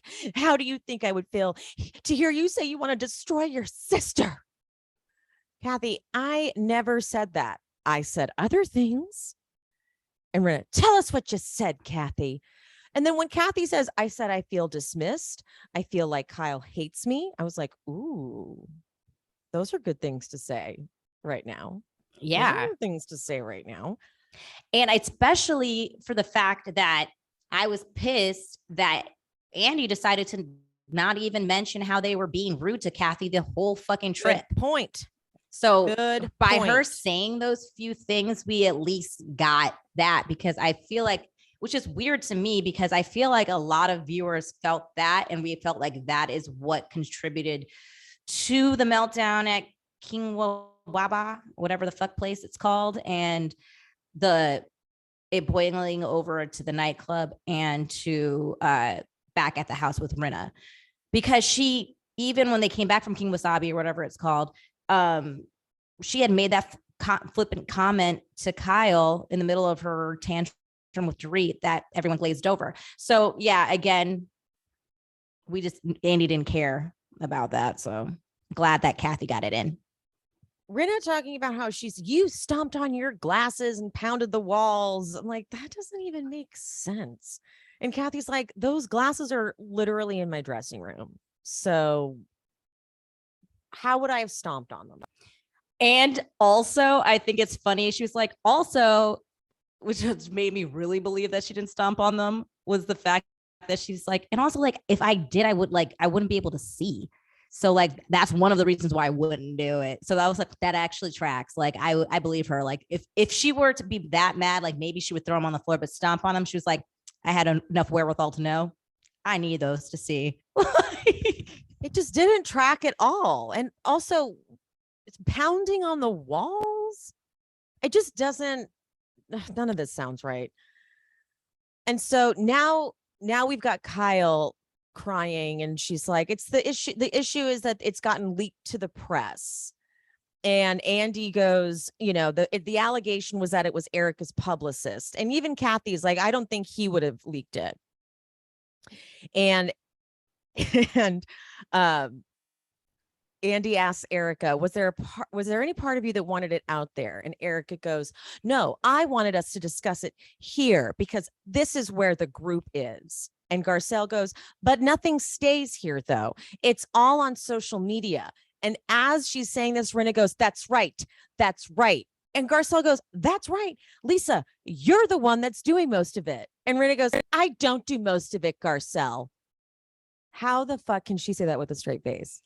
I know. And why are we letting Rinna off so easy all the time when she says these crazy, outlandish, how is Andy not going, Rinna, we just had a whole segment about your social media antics. Yeah, like that was laughable. Like, how are we not pausing and going, hold on real quick, guys. Hold on real quick. Rinna, what did you just say? Like, this is the problem. This is what they needed to do. I wish somebody had done this in real time. They need to be like, hold on, Andy, let's just pull up all of Rinna's social media about Kathy right now. Like, I mean, the editors can do that. Like they did it for Garcelle when they did the Diana segment, when they were like, you're obsessed with me. What is going on? Because this again proves to me that they talk about they want to give Kathy a good edit. This proves to me that they're desperately trying to give Rinna as good of an edit as they can, because they're not sure what they're going to do yet with her. That, you know what I mean? They have made no decision. I believe they have made no decision. They've made no decision. I think that if she does get fired, it's going to be the stuff that's been happening this past week with her social media. She's just she's like off the rail. Like the past 2 weeks, BravoCon response and her social media this past week. That I think is what, it's not going to be anything she did in the past or on the reunion or prior to the reunion. It's going to be all these past 2 weeks is going to be what gets her fired, if she gets fired, I think. Rinna says in response to Garcelle, she goes, you know what? This is ridiculous because, when I got home from Aspen, I got a call from TMZ about the Aspen trip because you know what? There were like 200 people at that club. Okay. It was out there. I'm like, Rinna, you had plenty of time to leak it to people to get it to TMZ. Why are you acting like there's no way it could have gotten out before you got home from Aspen? And what then are you talking about? And even with that, her wording is super interesting to me. So let's say she wasn't the person that did the TMZ, which we all know it was her, but let's just go with that. Like, it wasn't her. She never said that she didn't talk to TMZ after they contacted her. She just said it was already out there. TMZ contacted her. She never said she didn't talk to them. Right? She kind of like left that open-ended. She's like, I got a call from them and then confirmed everything. Yeah, like she didn't say that she didn't say anything. She just said they already knew. So I told them, yes. That's what I'm like. I was like that's what I heard. That's what I got from that. I got a call and then I told them, yes, everything you've heard is like they already knew. 200 people were there. I mean, me confirming it, being the closest to the person. I mean, other people were choice. Yeah, I had no choice. 200 people were there. God, only one person was at the place allegedly that she had the meltdown, which is what most of everything was about. But okay. Now Kathy gets to the fact that she felt really bad for what she did, and so she said, look, I knew that it would mean a lot, so I decided to apologize to Kyle on camera. Then I'm blindsided. Kyle's like, oh, now you can apologize to Lisa. And Kyle's like, I'm being blamed for that too? Yeah. And this just proves, I think you said it, this just proves Kyle completely set her up. She did. I did say that. You did say that. Because what was Kathy going to do? Okay, again, someone fucking interject Andy, the host, please, because that would have been like, well, Kyle, like you invited Kathy over and you didn't tell her Rinna was coming and you knew Rinna wanted to talk to her about this and you kind of left it. Well, you can, or you can't, you don't have to, but it's like, what the fuck is she supposed to do here? You left her no choice. And Kathy says, why am I apologizing to her though? And Rinna's like, because you did it to me. And it's like, but she didn't take anything out on, she wasn't mad at you. She wasn't saying anything mean to you. She was venting to you. And Kathy's like, I was willing to apologize to you on the phone, but you wanted it on camera. Baby, you wanted it on camera because your contract was up and you needed drama and then everyone's like, ooh, because you fight with everybody. You drove Lisa Vanderpump off the show. What you did to my sister, you've had problems with everybody. I mean, Camille Grammer, to say you've been bullied, you are the biggest bully in Hollywood, and everybody knows it. Long pause, and all Rinna can get out is that right? Yes, you dumb bitch. Like you can't, first of all, you can't. I'm like, that's this is where like I cannot stand Lisa. Is that right? As if that's not what the fuck happened to all the ladies. And she's like, the list can go on because it can. And you know, that thing that you, from the person that you said, who the person posted that thing with all of like Lisa's victims? Queens yes. Of Bravo posted, but it was Rinna was the one who posted it. And that's what I'm saying. That's my point. So you agree. You agree. You're proudly displaying all of the people that you like. You're agreeing. In case with it. Listeners and viewers, in case you missed it, Rinna posted all of the people that she's, pushed off the show or whatever with like a label over it, like betrayed, antagonized, whatever. I'm just doing my job, folks, kind of thing. And of course she deleted it. And so Queens of Bravo reposted it.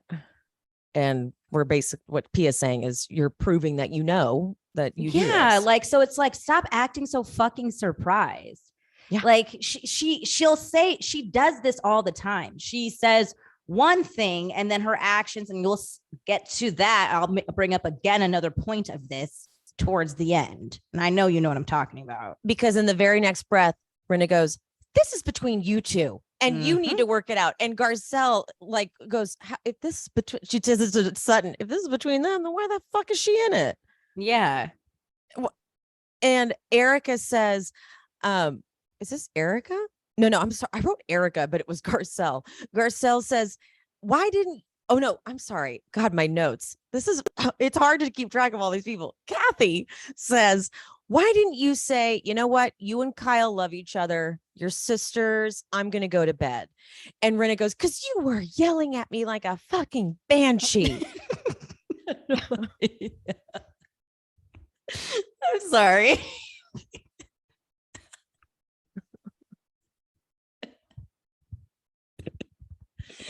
Sorry, it's like, in what world is that not funny? Like if Kathy was fucking yelling, I just think it would be fun. Okay, sorry. It's stupid. And so Kathy denies saying anything about the other women. And Garcelle finally goes, okay, look, what I want to know is if this is between, like you're saying, Kathy and Kyle, then leave it alone. But then Rinna goes, she attacked me in the house in Aspen. And both Garcelle and Kathy at the same time are like, attacked you? And then Rinna goes, well, she abused me, screaming and yelling at me. Abuse doesn't have to be hitting somebody, Garcelle. Oh, hey, thank you so much for the lesson in verbal abuse. And Angie goes, but you've screamed and yelled at people. And Rinna goes, so? But we're all confused as to why you are now so sensitive to yelling when you yell. What? Like, I think that they pan to Sutton really quickly during that at some point, that her eyes got big, like when she said yelling at people, or is it like, you did that to Sutton all season. And she just has to kind of shrug it off and keep doing the scene. Like, the fuck are you talking about? Like, and so then Garcelle like points to Kyle, like, but you're going to hurt her. And she's the one that's your friend. And Andy goes, all right, how do you let it go? And Rinna goes, I let it go right here and now. It's now on you two to work it out. And I absolve myself from it from this day forward. I guarantee that. She's been nonstop posting about it since the reunion. I mean, like nothing within the next breath. Andy goes, so people are wondering why you were trying to get in the middle of sisters. I was traumatized by what I saw in that house. Andy goes, okay, so after everything you've seen on this show, this is what traumatized you. This was in the dark. It affected me deep. Kathy's like, in the dark, we were bright light. All the lights were on. It affected me deeply, way worse than Kim. Nothing close to Kim. So if you want to go there, I saw the devil. You were a fucking monster. And here's what Kyle does in defense of Kathy. She says, okay, please, you guys. That is where I went, okay, now you're done, Kyle. Now, if I was Kathy, I would have been like, I didn't say anything. No, it's Lisa, shut the fuck up. That's what you say.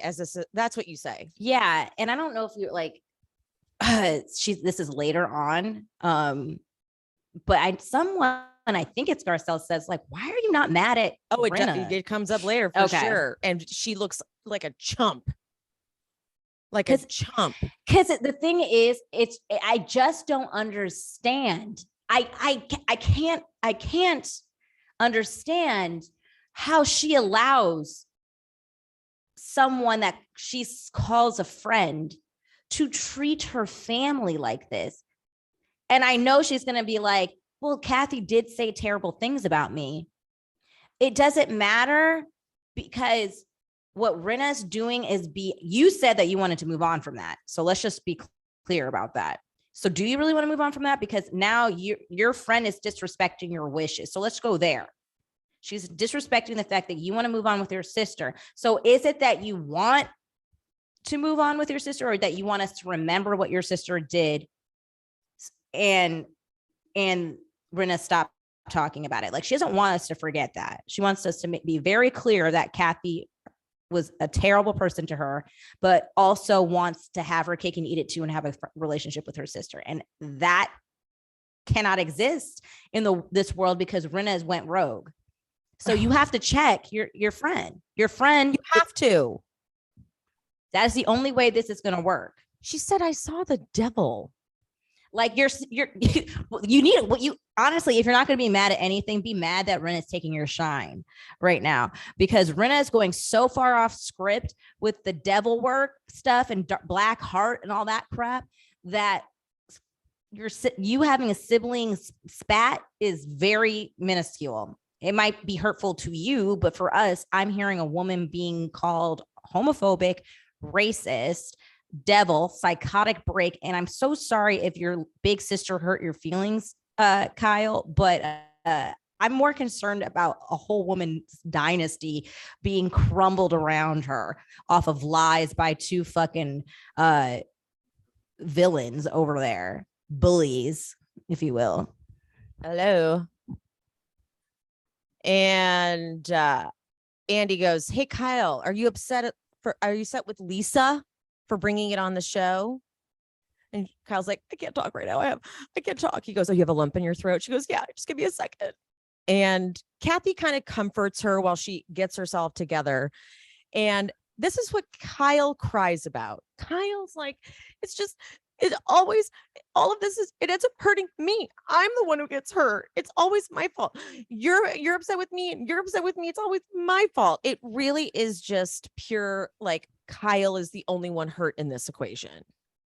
And then Andy asks if she's upset that Rinna brought it up on the show again. Like, hi. And then Garcelle one more time goes, why are you not mad at Rinna? And Kyle pauses and stutters, which really shows me that I hate saying this, but it's like, you knew what Rinna was going to do to Kathy. I really think she did. I 100% think she did. And again, she set her up at the house. Rinna was supposed to bring it up to make Kathy look bad, but Rinna went too far off script when she started doing the black heart stuff. Kyle knew she went too far with it, and it would have still been fine, but like, it was supposed to be the house thing. Embarrass Kathy. We're done. We've made up. I got my lick back, or whatever you want to call it. But Rinna was like, nah, I think I'm going to run with it for the rest of the season. And that wasn't supposed to happen. Because it's a simple answer. Like, she should be mad that Rinna, like, if you didn't know this was going to happen, like, if you weren't kind of in on it, it should be like a simple, yeah, I'm really fucking mad at Rinna right now. But she's like, I'm upset that this came out, but I'm also hurt by my sister, because look where we are right now. I'm like, what? Well, she's apologized to you on camera, and I'm sure she's apologized to you more than that off camera. So, and then Dorit fucking pipes in with like the most generic, she's like, but your family, and you're going to work through it. I'm like, all right, okay, thank you, Dorit. Thank you very much. So Andy then brings up Paris liking tweets against Kyle. And Kyle's like, yeah, that really hurts me. And Kathy's like, well, Paris is very protective of her mother. And Kyle's like, I need to end up in a better place with Kathy than when we started. And Kathy goes, well, I don't know about that. I'm sorry. It was funny. And Kyle's like, wait, what? What? Panicked. Because the thing is, like, I think there was an opportunity to do that, but she missed every one of them. And when I say she, I'm speaking of Kyle. So at this point, Kathy knows you've been crying like a fucking weirdo this entire time for no reason, but to try to make me look bad. You're not chiming up in my defense at all. So yeah, no, this isn't going to get better. Not today. But she's like, I don't want to talk about it. And now Kyle's like, what? Panicked. And so Andy says to Kathy, okay, you've got Farrah getting married in the spring. And Kathy goes, and I'm very happy for her. And Kyle is panicked. And he goes, and your family will be there? Kathy goes, I'm sure. And Kyle asks, okay, why are you upset with me? Just say it. And Kathy goes, why are you acting like a martyr? Like it's just you. And Kyle's like, I'm sorry, I'm upset. And Kathy goes, that's not fair to me. That's not fair to me, Kyle. And Kyle, I'm sorry that I'm emotional and I get upset about things. You do too. Here's the difference between when we watched Kyle and Kim fight versus watching her fight with Kathy. When we watched Kim on the show, Kim was more erratic and it was kind of harder to see like the validity to her point. As where Kathy is so much more controlled and it's easier to see her point. Yeah. So I'm watching as Kyle completely doesn't. So Kathy tells her point blank. She told her, I think that this has hurt me too. Like I've been hurt in this. And you're basically saying you're not even acknowledging that. It's all about how you're the one who's hurt. And then Dorit steps in and says, I think she wants you to accept a little responsibility. And Kyle. Dorit. I don't want to hear from you. I'm sorry, but I don't want you chiming in with your truths. When Dorit stepped in, I was like, no, she's completely right. And that's why Kyle hated it. I know. And I was like, oh my God, the first right thing Dorit has said in 100% correct this entire fucking thing. And she got cut off and she knew she fucked up. And she knew she fucked up. I like when Dorit goes, okay, listen, we're all waiting for you to move it along. So if you can do it, then go ahead and do it on your own. And Kyle's like, okay. And then she slowly turns to Kathy and she goes, okay, so what is bothering you right now? I'm like, she just told you. She just told you. And Dorit heard it. Dorit also, the tears went away really fast when she had to check Dorit, by the way. She was real clear, no in her throat. When she had to check Dorit. Like, so, like, again, the tears is a man that she's a crier. So she knows how to tap into that and get herself all worked up. So she doesn't have to take accountability, but she was very able to compartmentalize that when she needed to tell Dorit to pipe down. Let's just, did anyone notice that? And Kathy so Kathy's now like, because I don't lie, number one, and you know that. And then she kind of keeps looking at Kyle like, do you know that? Do you not know that? And Kyle's like, I said I never heard that though. I said I never heard that. It's like, oh bitch, it's not just like that, okay? And Kathy, she knows this. That's not even worth arguing. She goes, I'm just shocked. And fucking Rinna pipes up, I was shocked too. And even Andy's like, all right, Rinna. I know, that was my favorite when he was just like, shut up, we're done with you. We did, exactly. We already did your segment. You're completely out of this. Yeah. And Kyle then though, this is where I was like, oh, you're nailing the coffin. She goes, okay, like honestly though, like the taunting and all that on Instagram only hurts me. It only hurts you. It hurts Kathy. And this proves that she knows this is all stuff that's good. She knows this is all planned, in my opinion. What she's saying is, I know that you guys were going to take down my sister, but now it's hurting me. The plan is now hurting me. So abort the plan because now I'm the one getting hurt. That's what she's saying. Yeah, absolutely. Abort the plan because now I'm getting hurt. So change it. So Andy says, well, I hope that you two can get together in the future. And Kathy She knows she's so PR trained. She goes, well, we're sisters. And so she just goes in for a hug and kisses It was the most Kyle. awkward hug because Kyle didn't want it because she's like, fuck him on camera.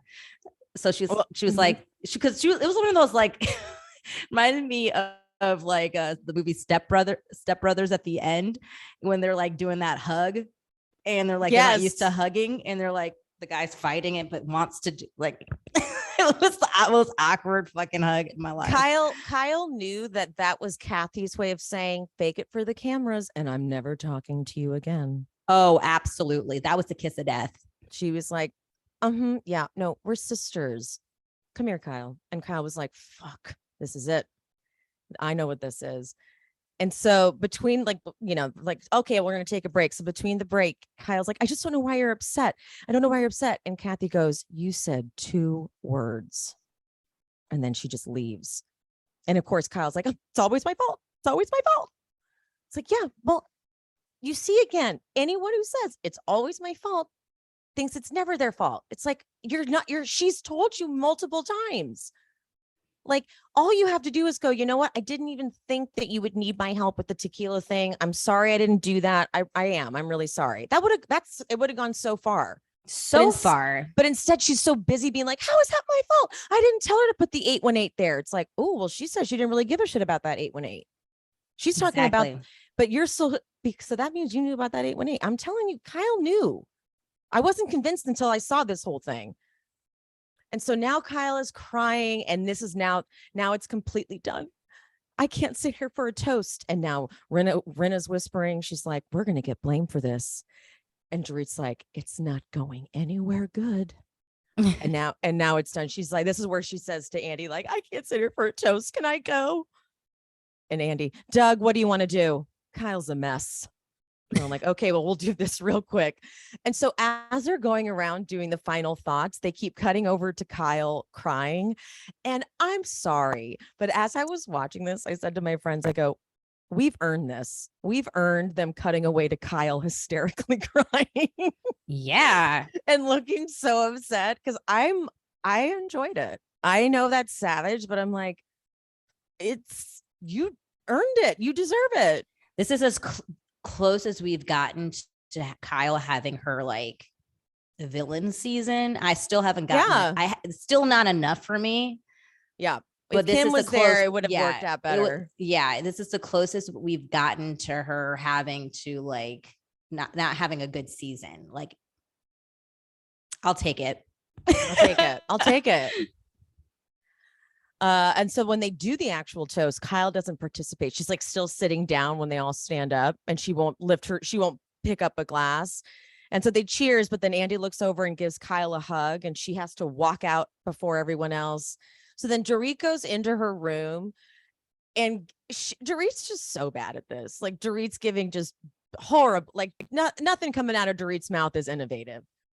Like, she's like, you're not going to get that nice, warm and fuzzy feeling. You know, it's just not going to happen. I'm like, Dorit, you just need to be quiet. Okay. You're not saying anything. Cause Kyle's like, oh, I know that was done.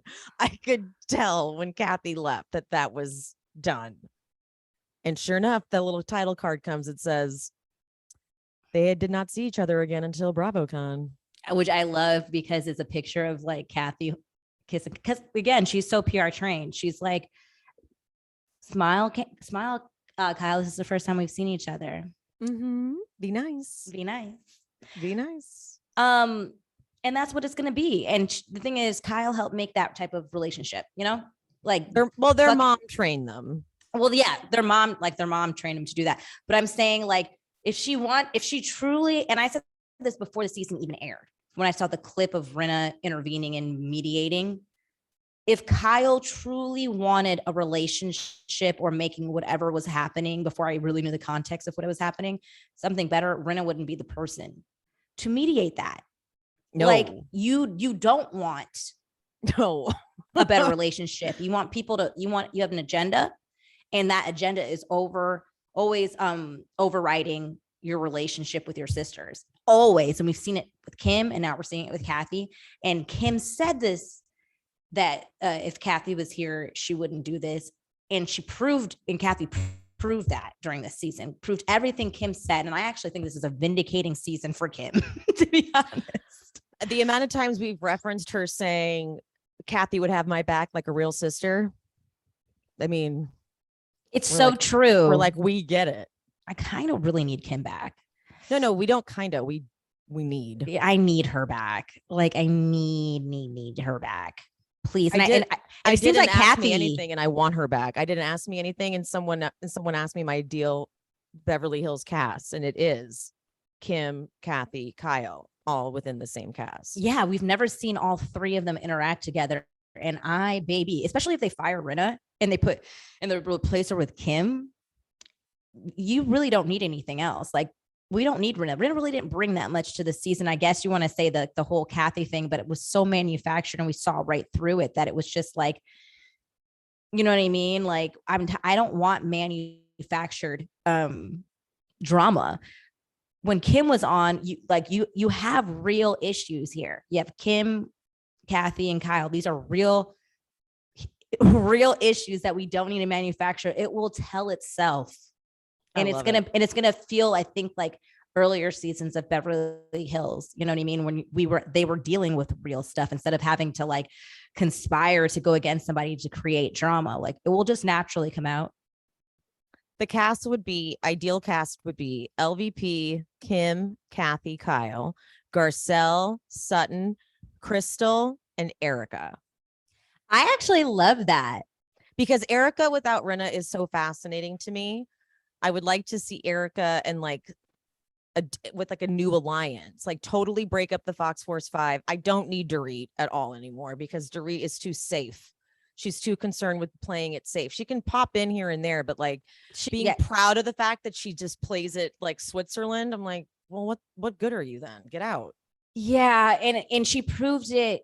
Because anytime she says anything, like she had a really good moment there when she chimed in with the one truth that she did with she needs you to take some accountability, Kyle. Yeah. And she got shut down and she was so scared. That was her, that bullshit in the dressing room at the end was her fixing it and being like, I only said anything, Kyle, because I was trying to like help you. Like, I love you both. And I do want what you want, which is to have your sister back. So I was trying to mediate. So like, but I get it. Like that was all that was her trying to make sure Kyle wasn't mad at her. And I saw right through it.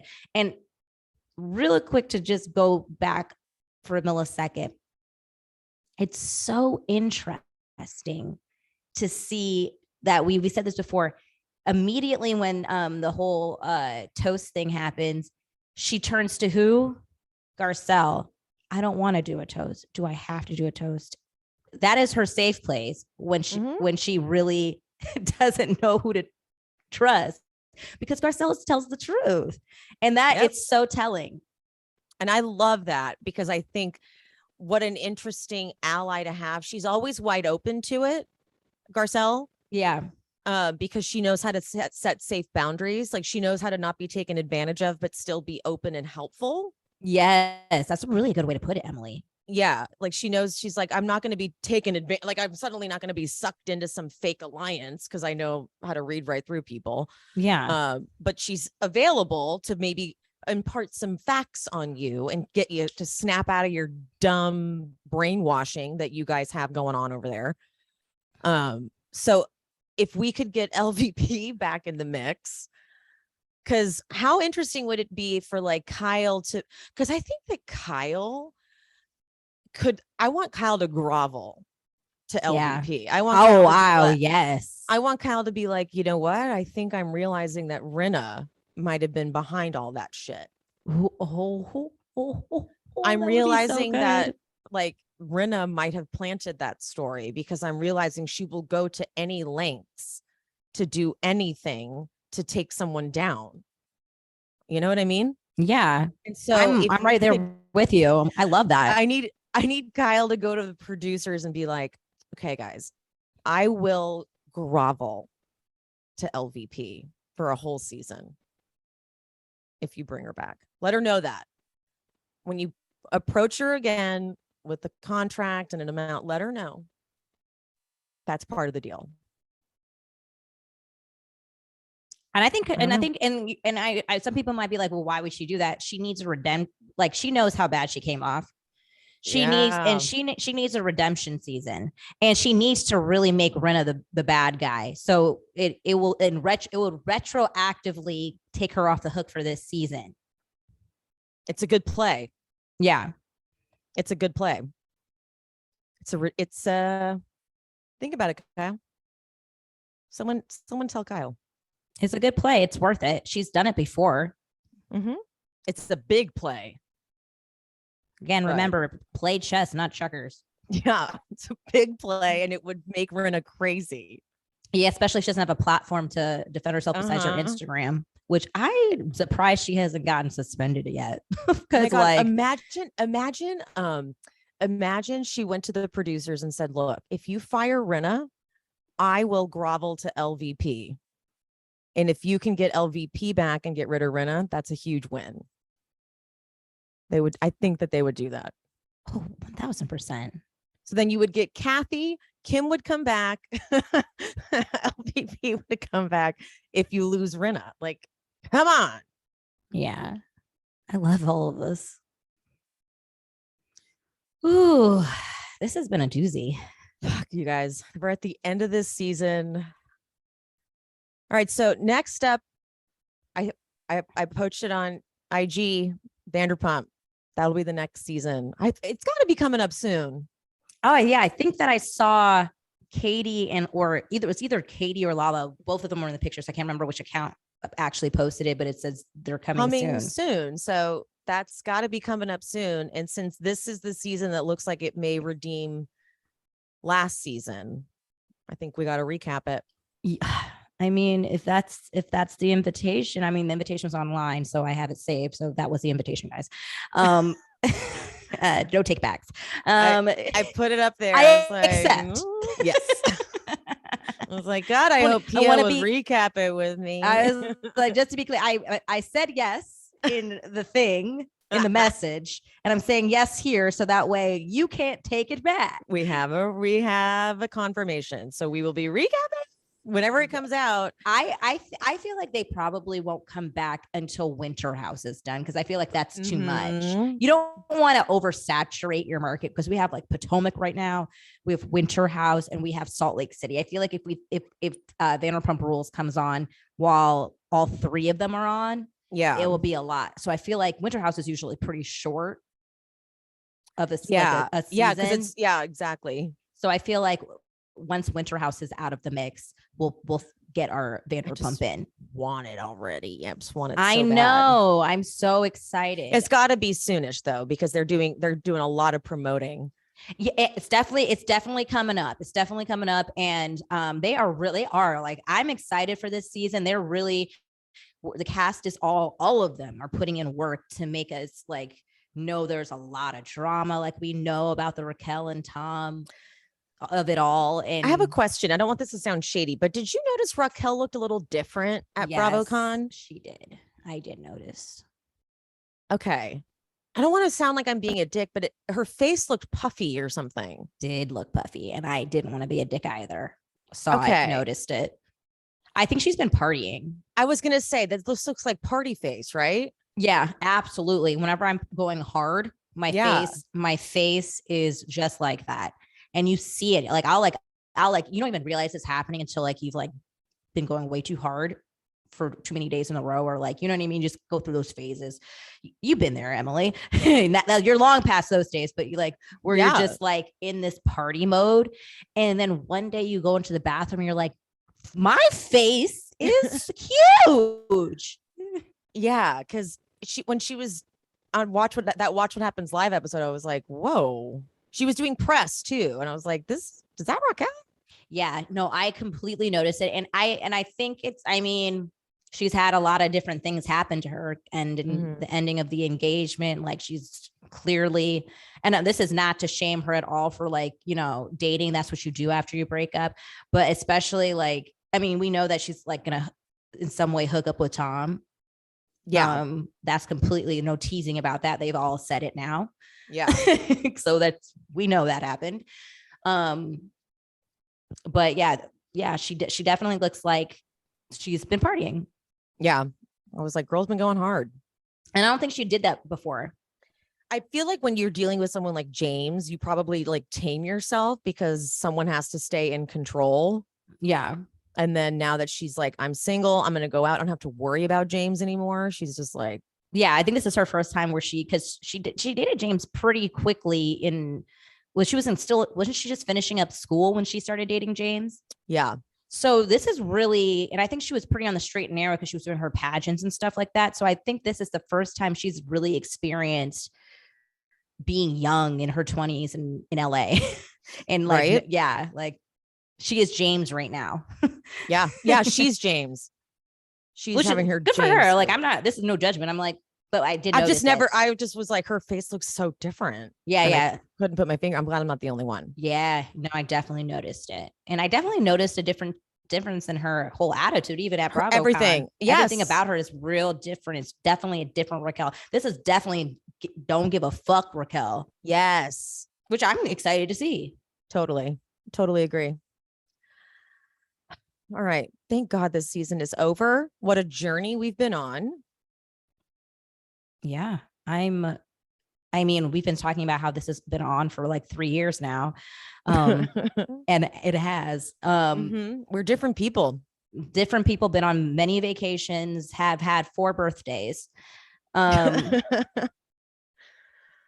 right. Well, guys, thanks for coming along on this ride of Beverly Hills.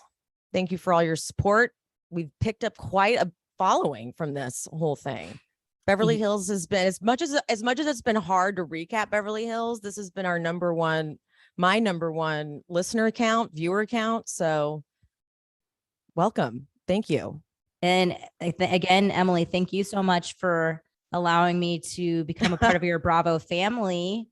My pleasure. VIP queens. Yeah, I honestly, I was just telling Sean before I was getting ready to record with you. I knew this was the last recap for Beverly Hills, but it did not dawn on me until I was walking out of my apartment to do this recording. I was like, I won't be getting up to do this again next week.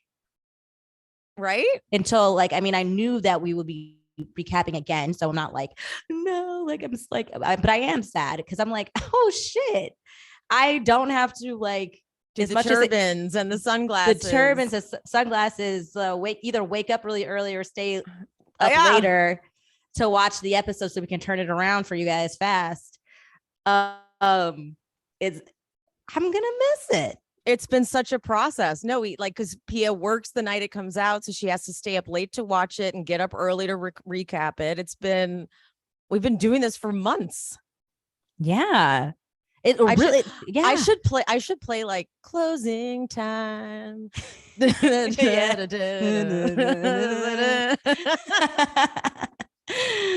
I will. I'll do it on the pod.